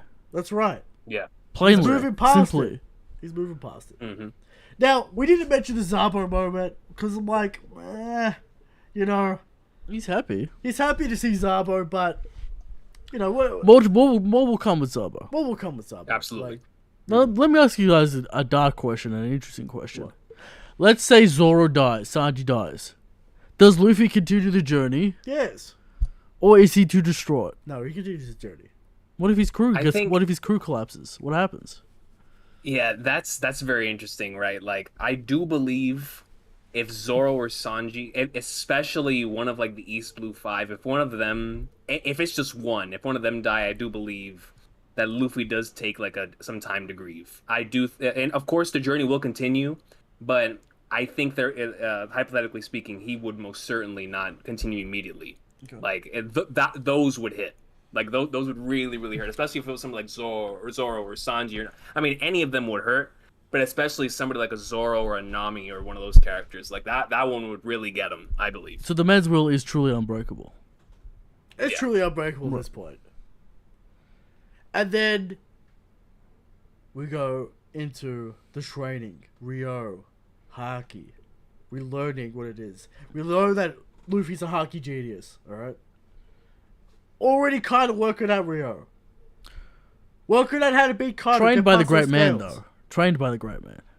Hyogoro. That's right. And Hyogoro's Rayleigh. Rayleigh and Hyogoro And teach Rayleigh. this man how to fight. Yes. Alright? He unlocks Rio. And then we move on. Do you guys think Hyogoro will be given credit in the MVP section when it's all said and done? Or will he be a forgotten man in Luffy's journey? I mean, He's not going to be Rayleigh. We're always going to get the Rayleigh Yeah. flashbacks. Right. Alright? that's right. That's right. But like the Hyogoro, especially after the latest episode, it's like, man, the Hyogoro training, it feels like it really, really paid off. Because if it wasn't for that, he never would have unlocked Conqueror's coding. So but we'll get to that. Eric. We go to Onigashima. The legendary episode / chapter 1000, alright? Yes. Luffy declares that he will be Pirate King. He punches Kaido with that red rock. I'm gonna be Pirate King, and it's gonna happen, right? And then of course Roof Piece starts, and the community doesn't know what to do, Eric, because it's so much hype, so much. One of the great stretches craziness. in manga history, Of Christian. course. Roof Piece. Absolutely. Roof Piece. No question. Just insane shit week to week. That's right. And then Luffy gets knocked out once again, and then By the Ragnaroku. 3 worlds Ragnaroku. He gets up and he has worked it out. He worked out Conqueror's Infusion. And he gives Kaido the workaround. Smacks the Smacks him smackdown. around. Smacks him down. Utilizing the same techniques that Roger and Whitebeard That's did right. without touching him. That's right. Absolutely insane. Luffy has hit the next level. Right. But Eric, it's not enough. Yep. And he gets knocked out again. It's not enough. Kaido... How do you think the anime Over. onlys are going to react to I Luffy don't getting know. defeated? They think Kaido's dead right now. Right. After Seriously. after that episode... They after think he's that dead. craziness, Yeah. they think Kaido's dead. They have no idea what's coming. Dude, I honestly think anime onlys are gonna think Kaido's even stronger than we. Yeah, of as course. manga After all the Like, man. flashy... After all the flashy craziness he's taken... The Zoro hit made him Yeah. look like he almost got cut in half. Yeah. Seriously. The long gamma knife in the manga compared to the anime is like completely different. Right. Like Kaido Yeah. doesn't even care about the gamma knife in the manga. Like the amount of damage Kaido has taken is ridiculous. Yeah, man. Then we get the whole Yamato section. That'll come. Alright. Beautiful. So Luffy gets knocked out yet again, falls off the cliff. And then we get Who's Who, Eric. Talking about the Nika, talking about the fruit. It's one of the most arbitrary, weirdest- random conversations One of I've the ever weirdest seen. conversations Seriously. in One Piece history. So weird. It just Yeah. ham-fisted in This there. comes out of nowhere. Who's Who can't stop talking. Right, Gets a little Yeah. racist. Jim has to put him in line. right. Alright. That's right. And then Luffy returns with that confidence to beat Kaido. They continue the fight. Maybe he's Some- unlocked some kind of voice of all things situation as Some well. of the greatest choreography in One Piece is Luffy versus Kaido in this stretch. Maybe absolutely. one of the greatest choreography in manga, Christian. I don't know about that. It's crazy shit. it's You've never it's seen really anything good like shit. it. Never. It's really good shit. Alright. Split in the skies, man. It's crazy. And then we have one of the craziest moves that no one talks about. The over Kong gun. This move's dumb. It's Yeah, crazy. man. It's crazy. How did this do no damage? How did this not knock Kaido out? Right. Yeah. It did damage. It did a lot of damage. Imagine that in the anime. That's gonna look insane. Of course. And then we go for the final clash. CP0 comes in and frauds the fight. Did we ever get an official name for this man? No. Okay. No official name for this man. Still Blue the legend. Scarf. The Right. legendary Blue Yep, Scarf. Blue Scarf. Man tips his hat. Luffy gets Respect. pwned. Right. Kaido's very upset. Kaido's You extremely did it to me upset. again. Alright, he got frauded again. And then he kills that guy. Right. He goes down. He's had enough of this work. He's had enough of this bullshit. Christian, the drums. And then the drums of liberation. The drums of liberation, man. Luffy unlocks Awakening Gear 5. The Looney Tunes comes out. The Looney Tunes. And then Mythical the Zoan. Smackdown, Eric. The Smackdown happens. Him in front of the moon, iconic. Of course. Yeah. Gear 5th. Now, some people out there went a little too early on the tattoos and got the wrong colors. Right. Right? That's a shame. Okay. Alright? You shouldn't have gone too early on that. But the Monkey D has unlocked Awakening. He is the Sun God Nika. Mythical Zoan. Some people have problems with that. Well, you know, whatever. It is what it is. Right. He's throwing around Kaido. Kaido doesn't know what's going on. Kaido's confused. It's like a cartoon. He doesn't know what's going on. And then we get to one of the most legendary panels in the series. Giganta. What a panel. Oh, so good. What a panel. That's such Classic a great panel. panel. Yeah. What a panel. Too bad it doesn't can't do wait- anything. But Yeah. I hope the anime extends that part. Like, just lets him do something in the giant form. just Yeah, actually that'd be hits. so Yeah, cool. lands it's the funny jump because rope. all these cool Yeah. scenes, and like Yeah. the lightning comes up next, he doesn't do anything with Yeah, it the either. lightning misses. Right. Yeah. Yeah. Use the lightning bolt. And then, of course, we go and use the Bajrang gun. One of the most crazy moves we've seen in One Piece. The fist Yeah. coming from the heavens. Stupid move. as big as Onigashima. He hits Kaido with a Conqueror's Rio Island Right. and sends him to the ground. Insane. And now Monkey Deezers Is a true emperor. is a true emperor of the seas, and he's on the final stretch. So of the confident. He's just watching Momonosuke fight an admiral. Doesn't That just let was him such do an it. amazing moment, man. Like the fact that it's Luffy, Zoro, Sanji, and Jin, I the think that individuals paddle- who've gone through it. I think that paddle will go down in infamy, and it's so good. It just Yeah. shows you what level they're at. It's subtle, That's Chris. It's right. so subtle. So Don't genius. even, Yeah, so don't, subtle. don't really even comment on, oh, we could beat them. Don't even say that. Right. Yep. They don't need to say Yeah. They it. don't need to say that. Don't need to say it. They're just chilling. So good. So good. One of the great moments of Wano. And now we're here. And of course, Luffy feeling Shanks' haki.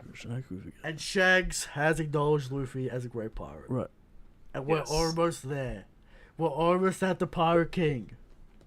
We're almost What a there. journey it's been. Right. What a journey it's What been. a journey, man. 25 years. That's right.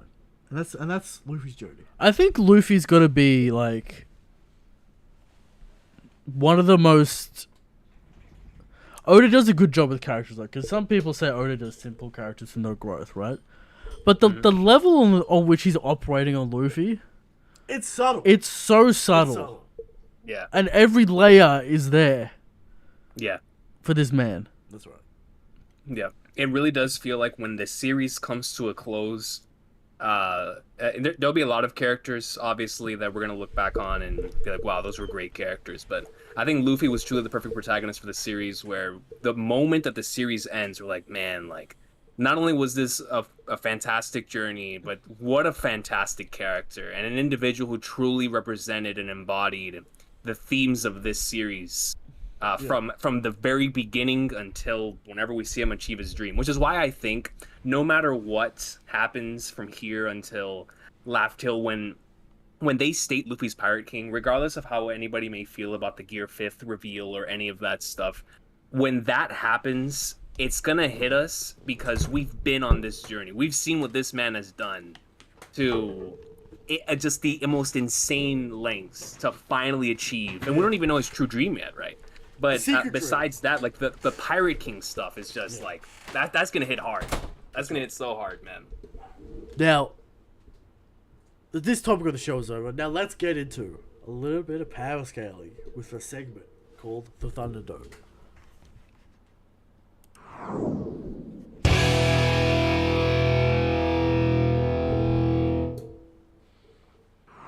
Now on the Thunderdome, we have 1v1 matchups. And this week we have two first commanders. King the Wildfire versus Shiryu of the Rain. Where do we even begin with this? Seriously. Shiryu invisibility fruit. Apparently, Master Swordsman.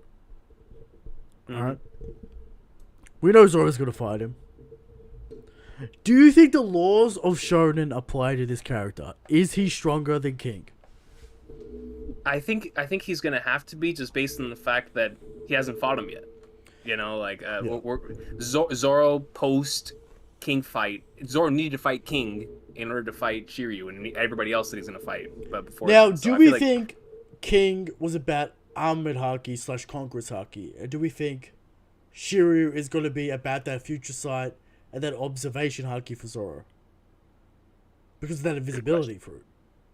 Yeah, it's a good question. So is Shiryu actually stronger than King, or is he just kind of better in different aspects? Because King's got that point. durability Mm-hmm. that Zoro needed to get past. So is Shiryu really that much stronger than King, or stronger at all? I guess we're gonna find out. Guess we're gonna find out. Yeah. But for Because, you know, right King- now, yeah, I'm sorry, I was gonna say King took Conker's coded slashes He and did. lived. he took multiple. Yeah, multiple. Of course, Ancient Zoan, Lunarian, fire attacks. Yep. We don't really understand how good King is at observation haki. You know, there's no real, like, specialty there. There's no real understanding about how good he is. And just by law of Shonen alone, I think you might have to give it to Shiryu. Just based off that. Yeah. And does Shiryu have Conqueror's coding?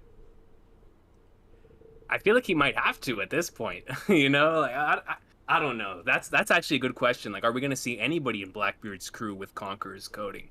I mean, they're gonna have to be proficient in something, in order to match up. Well, so he's gonna have to have something. I think Blackbeard's crew is Devil Fruit Mastery. Absolutely.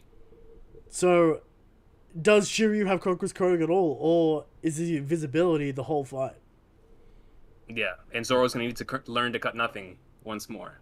That's like right. in the Alabasta fight. Yeah. He's gonna turn the entire environment clear, and Zoro's not gonna be able to see anything. And then he's gonna be doing some crazy samurai, Breath of All Things, where you can sense the environment and see anyway, and then cut Shiryu. That actually sounds really interesting. I'm down with that. Yeah. I'm actually down with that, yeah. So, I guess Shiryu, just based off that, we don't really know what Shiryu can do. So there you go.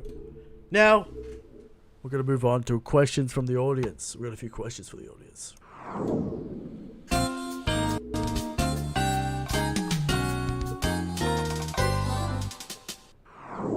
Questions from the audience that we answer.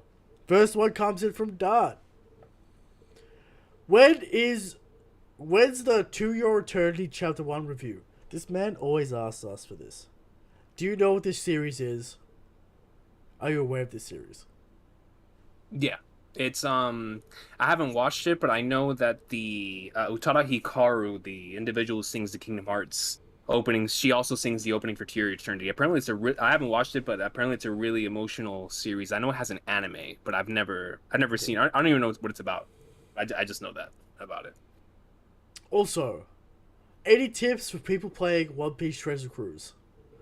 Don't spend money. See, One Piece Treasure Cruise has just become a gotcha pull game. It used to be an actual game where you did content. But now it's just a gotcha pull game where you just farm gems and you pull on things. Yep, and pull characters. Yeah. So, and we keep coming back every time. Back in the day when the golden era of Treasure Cruise, when the Colosseum was coming out and the game was actually fun, it was a good time. Now, it's just a gotcha game where you don't really do content and you just auto battle and you collect gems. And that's what it is. So, any tips?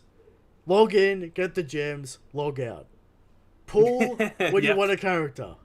That's about it. Yep. That's right. Like, I logged on for the first time in a while to get Uta. I got Uta, did the event, and now we'll wait for the next batch of interesting characters. I don't like this Treasure Cruise slander. Treasure Cruise slander? Eric, you know it's not a real game anymore. Listen, alright? Yo. You know.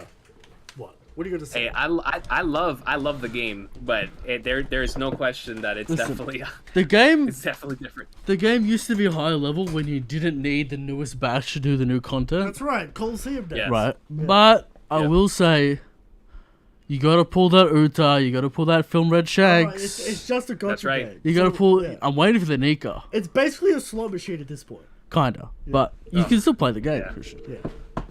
Alright. Coming in from Bindle. When is the Whole Cake Island recap coming? Narek. Whole Cake Island. Controversial arc. Christian needs to prepare. Now, of course, we would be remiss to mention Dritz has dropped the slandering of Whole Cake Island upon us. Alright? Now I'm going to refuse to watch this video because me and Dritz have gone back and forth on Whole Cake Island many times. Many years. And I genuinely think he doesn't understand it. But that's just my take on his views on Whole Cake Island. He does make some fair points about, some. There are a few errors. annoying things, right, about Whole Cake Island. I'll give him that, alright?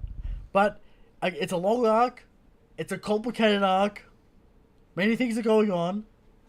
The Whole Cake will come. I gotta prepare it. I gotta make it right, and it's gonna be good. Alright, so you gotta give me time. You gotta give me what I need to get it done. Okay. Right, so there you go. Can't rush perfection. That's right. From Breezy Bird, with the trend of more series having anime movies that cover the manga arcs, and the success of Film Brand, do you think we get a God Valley or Luffy versus Blackbeard at Laugh Tale movie?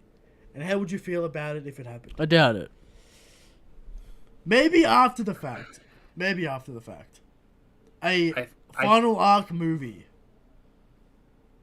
It's possible. It's gonna be so hard because it's a weekly television. Like, if One Piece was already over and it came back like Dragon Ball, then I could see it like that. But because Toei consistently wants the series to come, like, unless they just stop doing the weekly anime, which I don't see them ever doing. I can see some crazy movies after One Piece finishes.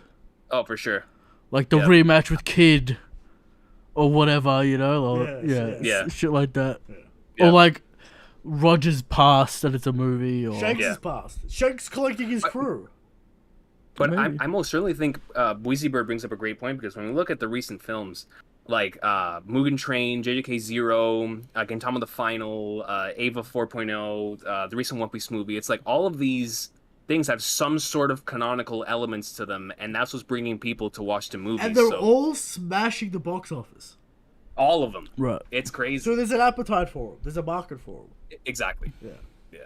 So I think it's possible. Well, I imagine the next film will get into production probably at the end of this year. Also, I kind of don't understand people getting mad that things aren't in the manga when it exists in another format. Like, I don't really understand that. Mm-hmm. Yeah. It still exists. It exists. You can watch it. You can see it. You can consume it. Yeah. I don't understand why there's this protection over the manga. Like, we can't have other things that complement it, that give us cool stuff. I don't get it. Alright. It's still penned by the man. That's right. So. That's right. From Song D Lollipop.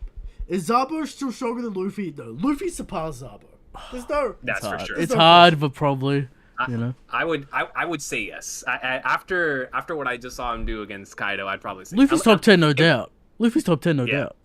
Yeah, No but doubt. I think Sabo is too, for sure. It's just so tough, man. Like, Gear 5. I don't know what Sabo's doing against Gear 5. What's anyone gonna do against Gear 5 if you're not an Emperor? That's true.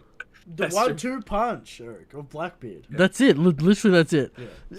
Chris and I talk about this all the time. How is Oda gonna get Luffy into trouble in the next arc? He can't. Yeah. It's impossible. I feel like he would have to take it back to the series roots and have like Caesar Clown type of situation where it's literally something has to happen in order for He gets like, put asleep by the sleep beam. Exactly. You know what I mean? Like something really dumb, something really Oda. Like that's the only way. Zoro obviously gets lost. Yeah, exactly. There's no problem there. Sanji gets distracted by a woman. Yeah. Luffy gets stuck in a snake. Luffy can't get stuck in a snake anymore. Okay. It's not possible. He can turn to a giant. I don't want to hear about a snake. Okay. From Harvest to Berry. When are you going to do a JoJo power scale? This man asks me every week. It'd be hard to do with me because I don't necessarily know Eric what's doesn't going know the on stands. in 6, 5, 6, 7, 8. Yeah. The top is easy. Right. There are 3 stands that are insane. Okay. Right? Yep. And in the middle it gets hard. Is one of them Wreck Room? Yeah, definitely. One of us Red No Room. question. No question. One is Red No question. No question about that. Okay. Alright. There are 3 absolutely broken Do you count the stands. non-canon Requiem, the Worldu? The Dio one? No, I don't count that. Beyond Heaven Dio? No, that doesn't count. Non-canon? Oh yeah, from the game. Yeah. non-count. Seneto's theorizing that the next batch of season 6 is coming soon. Christian. It's not theorized. Oh, It's yeah, confirmed for September 1st. Yeah, and there's some weird conjecture There's- because the- like the soundtrack of the next The batch. last batch is coming out a month later. So maybe the batches are coming out closer together. Well, I think because I know All Star Battle, the remake is coming out. I believe the same day as Part 6, right? The second season. So maybe the OST drop is gonna happen whenever it happens. But I do think they want to capitalize on the game, like with the game and then the second season, the second part of Part 6 coming out the same day. Will the second batch end on some kind of cliffhanger, or will it be wrapped up as its own arc? That's a good question. I feel like it'll wrap up a certain section, and then the last arc will be that whole. Yeah, last I, part. I, I feel like it could end on a massive, just because of course Netflix has it now. They want to end everything on a cliffhanger, but that finals, I feel like I already know what that final stretch is going to be because it's such an iconic stretch that I feel like it has to just be that. But I just wonder where exactly they cut it off, and it could be a really big cliffhanger. So just be prepared for that. Yeah, Okay. definitely.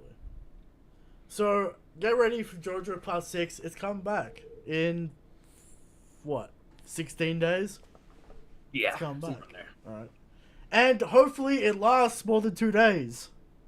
The buzz. Yeah, the buzz. But I doubt it. buzz. Netflix. Shout out Netflix. But there you go. Mm-hmm. All right. From Son D Lollipop. Is Zabo still stronger than Luffy, or has he risen above his big brother's throat? Did we just read that? I think I read that first. Where am I? Yeah. No, he's whatever. He's not stronger than Luffy. Yeah. All right, we got a donation from Chris D. King Recon, please convince the boys to start Ippo or Kingdom. Oh, Listen. both of them are great. Listen, So- right now, I'm looking at that Twilight Princess manga. Yeah. Okay. Piquing my interest. Okay. We might have to get that instead. I don't know. So in regards to Kingdom and Ippo, if you guys are looking for another like long-term story with like great payoff, Kingdom, like I've told you guys multiple times before, that's the only series that I have read that gives me the same type of vibes Toriko did in regards to. I'll be reading that manga sometimes, and I just want to jump out my window. The hype's too much. It has some of those types of moments, right? So like Kingdom for me is as like that Toriko type of hype, but Ippo from a long-term storytelling standpoint is so good. Both of them are great. I hear great things about Definitely both. recommended. Now, Yeah. Recon, before I forget, Toriko news. What are your thoughts? What happened with Toriko? didn't see I the- believe there was some. There's an announcement for an announcement. Right. Alright. There's There's something gonna be bubbling some on with sort of event Toriko. for Toriko There's something happening with Toriko. Yeah. Oh man, don't tell me that, dude. Is it an Yo, event? if Mitsutoshi's coming back, Maybe Something's happening with happening with Toriko. Toriko. That's all we know. so do you guys think they'll bleach it? Like, you know how Bleach just came back with it's one possible. I think Oh, Shueisha is man. so down bad that they need to bring Yeah. back Toriko. They need new stuff. Yeah. shot. Dude, I mean, look, the part if there was gonna be a part 3 that had the best first chapter to a part 3 was the final chapter of Toriko. So Listen, please, If I Please was give us that. listen, Give us the final war in anime. this is what I would do. Knocking my prime, knocking Master Jiro in animation form. This is what you It's do. over. This is what you do current Toei. to make it a massive hit this time. Okay. Now I'm gonna suggest something radical. What's this? Radical, Christian. What's this? Sunny Yeah. must be a big titty waifu. Okay. Okay. Alright. Dude, that's the only thing Toriko doesn't have. That's true. Yeah. That's true. it needs it. Otherwise, it's not gonna work. Yeah, I'm talking about the final war. I know, Yeah. but maybe we start again because I don't know. What's the Toriko? The Toriko anime was good, and then it got bad. It got horrendous. Right. Yeah. It was It- good, and then it got shitty. Well, it was that. It Even was like that. the first half It was of the that. cooking festival was good. It was fine. It was that dress. It was just the Rosa- end. It was that dress Rosa Quality. level animation Toei. Sometimes Yes. it was good. Yes. Sometimes it was good. Yeah. But now it's 2022, Christian, and the insane and- shit we could do. Yeah. And current Toei is so good that if they were to do Toriko, oh man, I can't even imagine. I can't even imagine how They tried how- hard. How amazing that would They look. tried hard. Yeah, exactly. We're trying. All right. Now I got another donation from Chris D. He wants King Recon to convince us that Skypiea is one of the great arcs. Do you guys not think Skypiea is one of the best? Skypiea arcs? is a great arc, but it's a flawed arc. Okay. I say it's good arc, Christian. Okay. Good arc. Good arc. All right. 7 out of 10 Okay. arc for us. There's a lot of middle stuff Okay. going on in the upper Satori, yard. Upper Yard, the priest. Oh, yeah, no. There's a cares lot of about nonsense that. in the middle. Satori, man, that's definitely one of the lowest points of the series for sure. I just feel like Jai's Skypiea is a personal one. That one for me has always been a very personal favorite. That's why, I mean, like it is for any One Piece arc. So it's just like we talked about multiple times, Skype represents the journey, the adventure, the concept of dreams, the theme of freedom, all that stuff. So it's a phenomenal arc. It's just I understand why people don't like it, and especially in the anime. The anime drags it on forever, but there's most certainly those moments in the arc that are out. There's some really good moments at the end, and Anel kind of carries it a little bit with his abilities. Yeah. What do we? I think we gave it a 7 out of 10 or something. Something like that. So it's not like we hate it. Mm-hmm. No, that's a good. Jai's goated. No, bro, Jai's goated. When I first caught up to One Piece, I preferred Jaya by a lot, and then over the years, I've really come to appreciate Skypiea as like that adventure arc in One Piece, where of course, especially the Nolan Kagara flashback, man. I really love that flashback. And of course, it builds upon now Nika and Joy Boy and Wano. Oh yeah, the long-term importance, man. It's like who would have thought back whenever the arc released that it would have this much long-term importance? Yeah. It's crazy. All right, next question: is Mihawk stronger than Shiryu? Yes. Yes. We're not having this. Shiryu kills Mihawk and then Zoro has to beat Shiryu. No. All right, Mihawk is stronger than Shiryu. Let's stop this nonsense. Mm-hmm. All right. And that's the question. All right. Next question. From Freeborn. Who are you more hyped for, the Cross Guild or SSG? Well, the Cross Guild has Mihawk in it. So, that's right. So we're going to... Crocodile as well. That's right. And the SSG is kind of like an unknown. Right. You know what I mean? It could be Super Serum Smoker. It could be just random guys. I don't know. The potential for Cross Guild from a storytelling standpoint is so much fun. Like it's so Oda, right? Like especially after they just recently announced that. Yeah, bro, the fact that they're putting bounties on the Marines is so cool. I love that. The only thing I have to say about that is this should have existed from the start. Right. Yeah. There should have been always this bounty hunter guild. But this shows that Buggy's a mastermind businessman. Does 100%. Of course. All right, and that monkey ball has to be crazy now. Right, but does Buggy have the capital to pay these bounties? Doesn't matter. All right, we'll worry about the numbers later. We'll worry about the numbers later. It doesn't matter. I don't know if Buggy has the capital, but don't worry about that. That's right. All right. Now, Recon, we established the other week that the amount of money the world government has, we think they are lowballing the Yonko bounties. That's right. It's like real life. With the most wanted, you would assume the most wanted people on the planet are worth $100 million, right? And they're worth like 2, right? Yeah. And you're like, what? Because we established that the Sunny, was gonna cost $300 million. Yeah. Mm-hmm. And then we extrapolate. Well, how much is a warship? If the Sunny, maybe $1 billion berry for a warship, like for the government. Great point. Yeah. So, Shanks is worth 4 warships. No, they're lowballing it. Shanks one-shots 4 warships. Yeah. I told you, it's like real life. At this point, I think Zoro one-shots 4 warships. That's right. So think about that, people. It's like real life. They're lowballed. Okay. All right. There you go. Yep. All right. From Darkoplex. How could Oda make the Blackbeard pirates comparable to the Rock's crew? While the Alliance fleet 10 times more powerful than the enemies, especially with all the recent Redhead pirates revelations, it seems like, just like Roger and Rox, he will have to have a bunch of extra characters. Well, what do you think if about Blackbeard has Big Mom Mikado on his crew, that would help. True. But an Alliance, an Alliance crew. An Alliance. The new Rox or whatever. Right. Yeah. Yeah, but we still don't know everything. I mean, especially as well with Blackbeard potentially having the ancient weapons on his side too. I mean, we don't know how much destructive power that has. This Caribou plot is still going. That's true. The Caribou plot is still going. Yeah. And dude, when I saw that brought up in the chapter, I was like, "Oh, Oda didn't forget, or maybe he did forget, but then he just remembered." Brought it back. Yeah.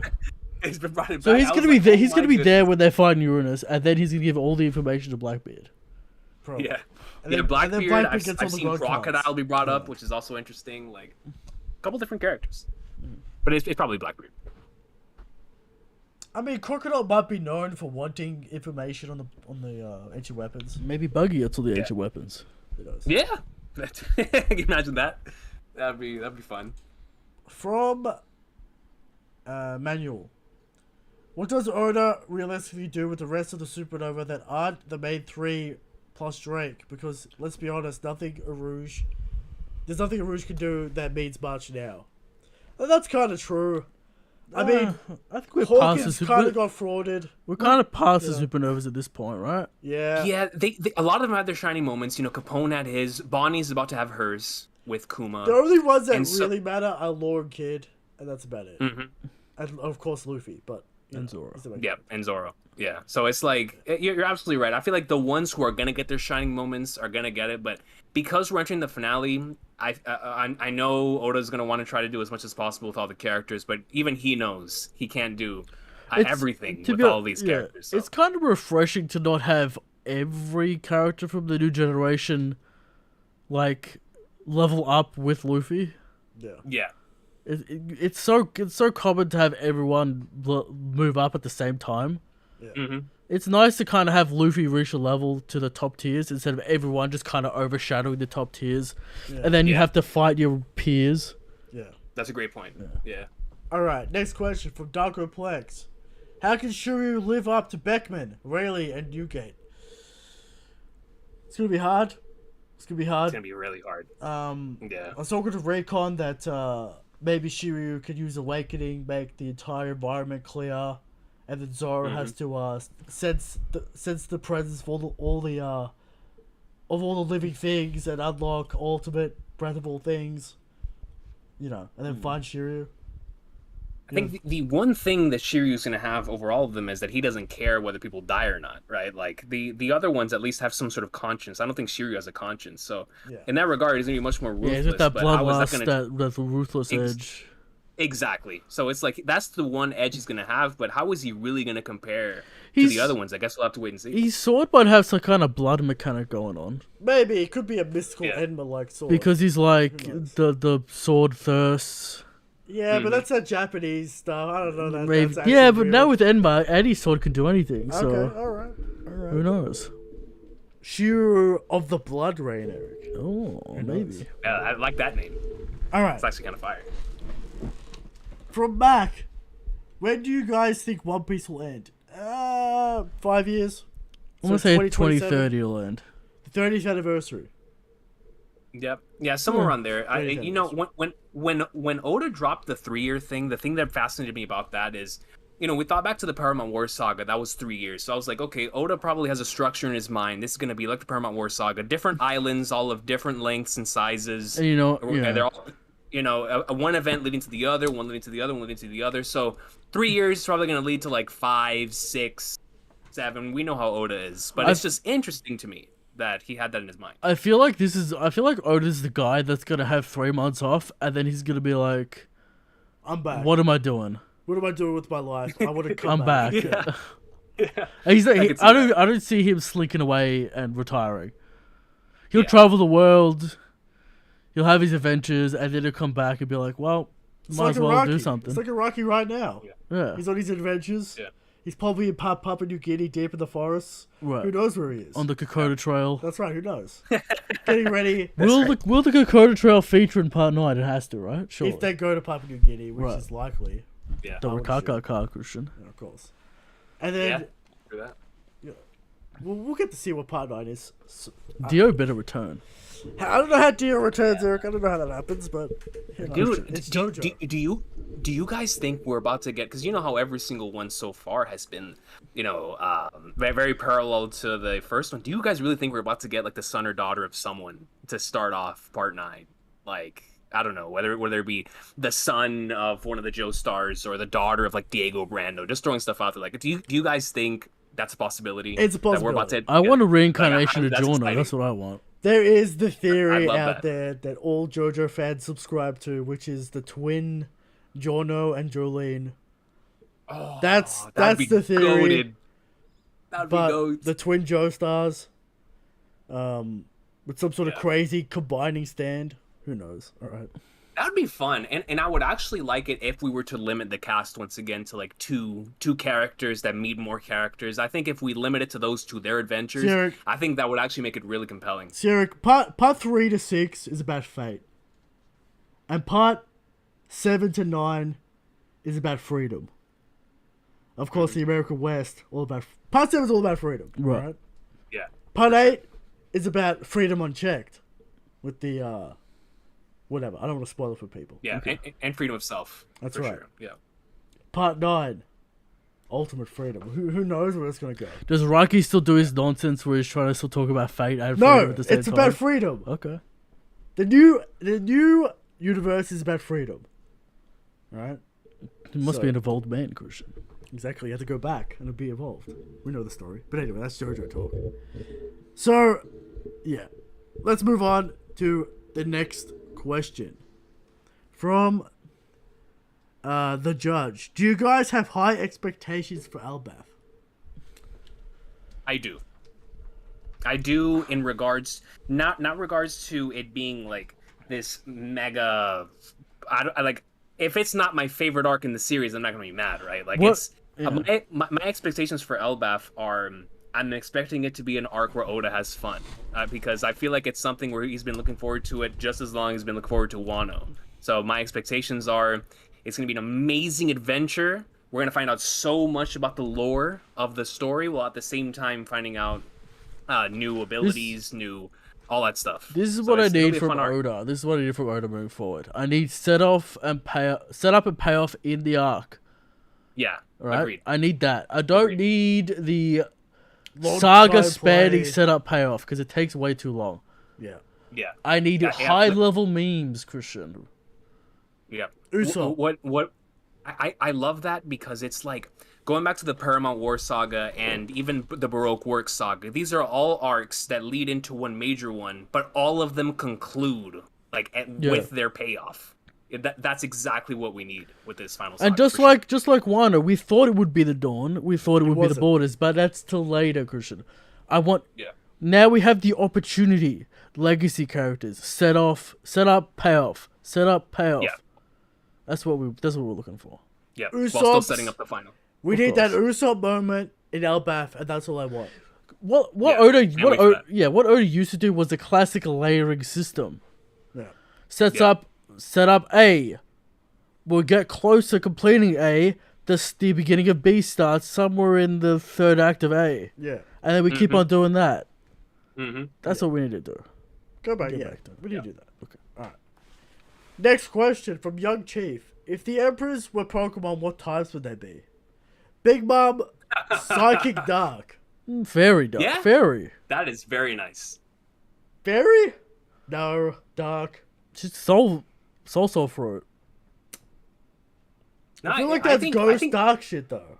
Yeah. I think Psychic Dark does work for Big Mom. Okay. I think Kaido- that's pretty good. Dragon, obviously. Obviously. Yeah. Yeah. Blackbeard. Dragon, legendary. Divine. Yeah, fucking Blackbeard, Dark. Dark ground. Dark Ground? Yeah. Earthquake? Yeah, that's Stab good. Earthquake? Right. Could have that Broken. Stab Earthquake. Broken. Okay. Yep. Shanks? Normal type. It could be fighting. Could be fighting type. Yeah. Good point. But Steel, maybe? I feel like. What is Hyper Beam, Eric? Normal. Right. It's a normal move. I Okay. feel like Shanks and Haki is normal. Just type. use a slash, but Yeah, he's just got slash. 700 attacks, so Yeah. it just one-shots you. That's right. He's that stab slash. It's a slash, but it's like not affected by any status effects. Yeah. It, like, goes through any That's status. stab double kick. You need it. Yep. Giga Impact. Oh yeah. Hyper beam? Hyper Yeah. Beam. Hyper Of beam. course. Yeah. So those are the types. And Luffy. Man, Luffy would have to be like Fighting, right? Togepi. Like Togepi or something. Like we would need Very. He's a god. He's a mythical Zoan. Fairy fighting. Very Yeah. fighting. very fighting. Yeah, I can see that. His third evolution goes to the fairy, though. Yeah, his third evolution goes to Yeah. fairy. He just stays fighting and then he goes to fairy. Yeah. Okay, there you go. And Whitebeard ground. One big ground type, yeah. And Roger also normal type. Yeah. Alright, doesn't matter. Alright. Then we're moving on. And Aimu water type. Alright, we'll get to that later. Okay. Next a few more questions and then the show's over, alright?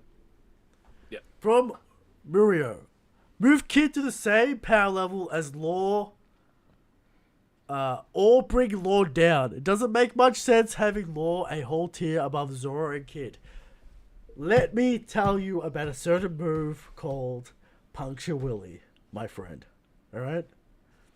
An island level attack. Where is Kid's island level attack? I don't see it. Right. I think it's coming. I think it's It coming. might be coming, For sure. but I don't see it, King Recon. I don't see it with my eyes. Alright? I think it's gonna happen, bro, because when you look at the way that Oda's been going with these attacks, I feel like, and I thought about this whenever I saw the latest anime episode where you saw him utilizing magnets all around the island. I was like, if this man gets to the point where his awakening can consume the entire island, we could see island level attacks from right. Kid very, very soon. I could imagine some sort of magnet bomb.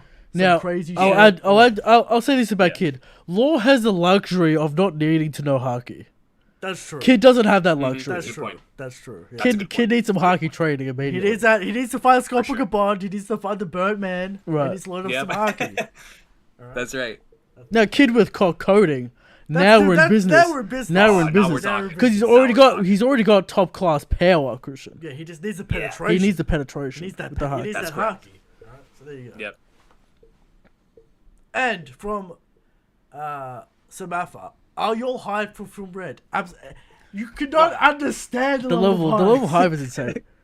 Dude, I've never been this excited for a One Piece movie. I was excited for Strong World, for Film Z, for all these whenever they were dropping. None of them. From what I've heard, none of them. from compared what to I've this one. heard, the hype levels are beyond the wildest imaginations. From what I've heard. Yes, that's what that is what The theater's gonna lose their goddamn mind. That's the best part. Yes. That's the best part of the film. We are the gonna best part. blow up this theater with the amount of Oh, Haki yeah. released in this theater.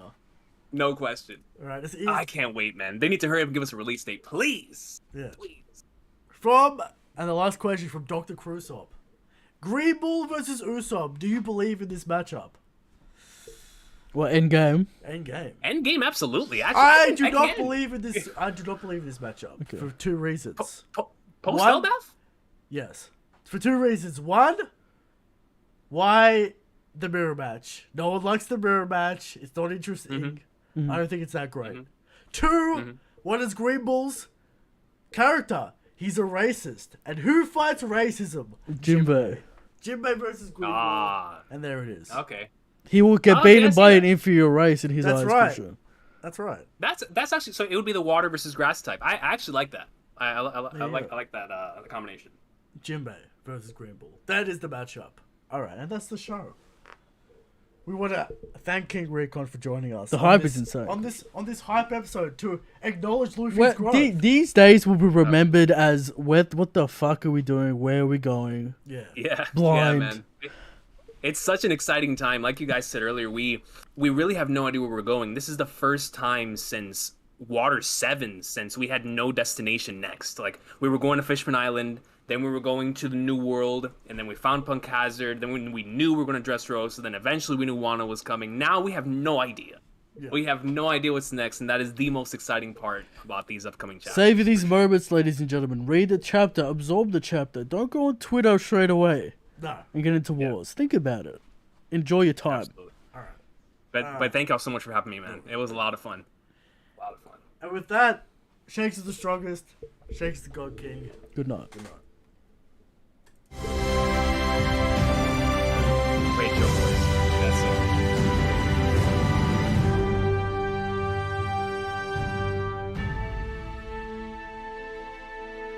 Yeah, it's gonna be a really fun time. You know, post arc chapters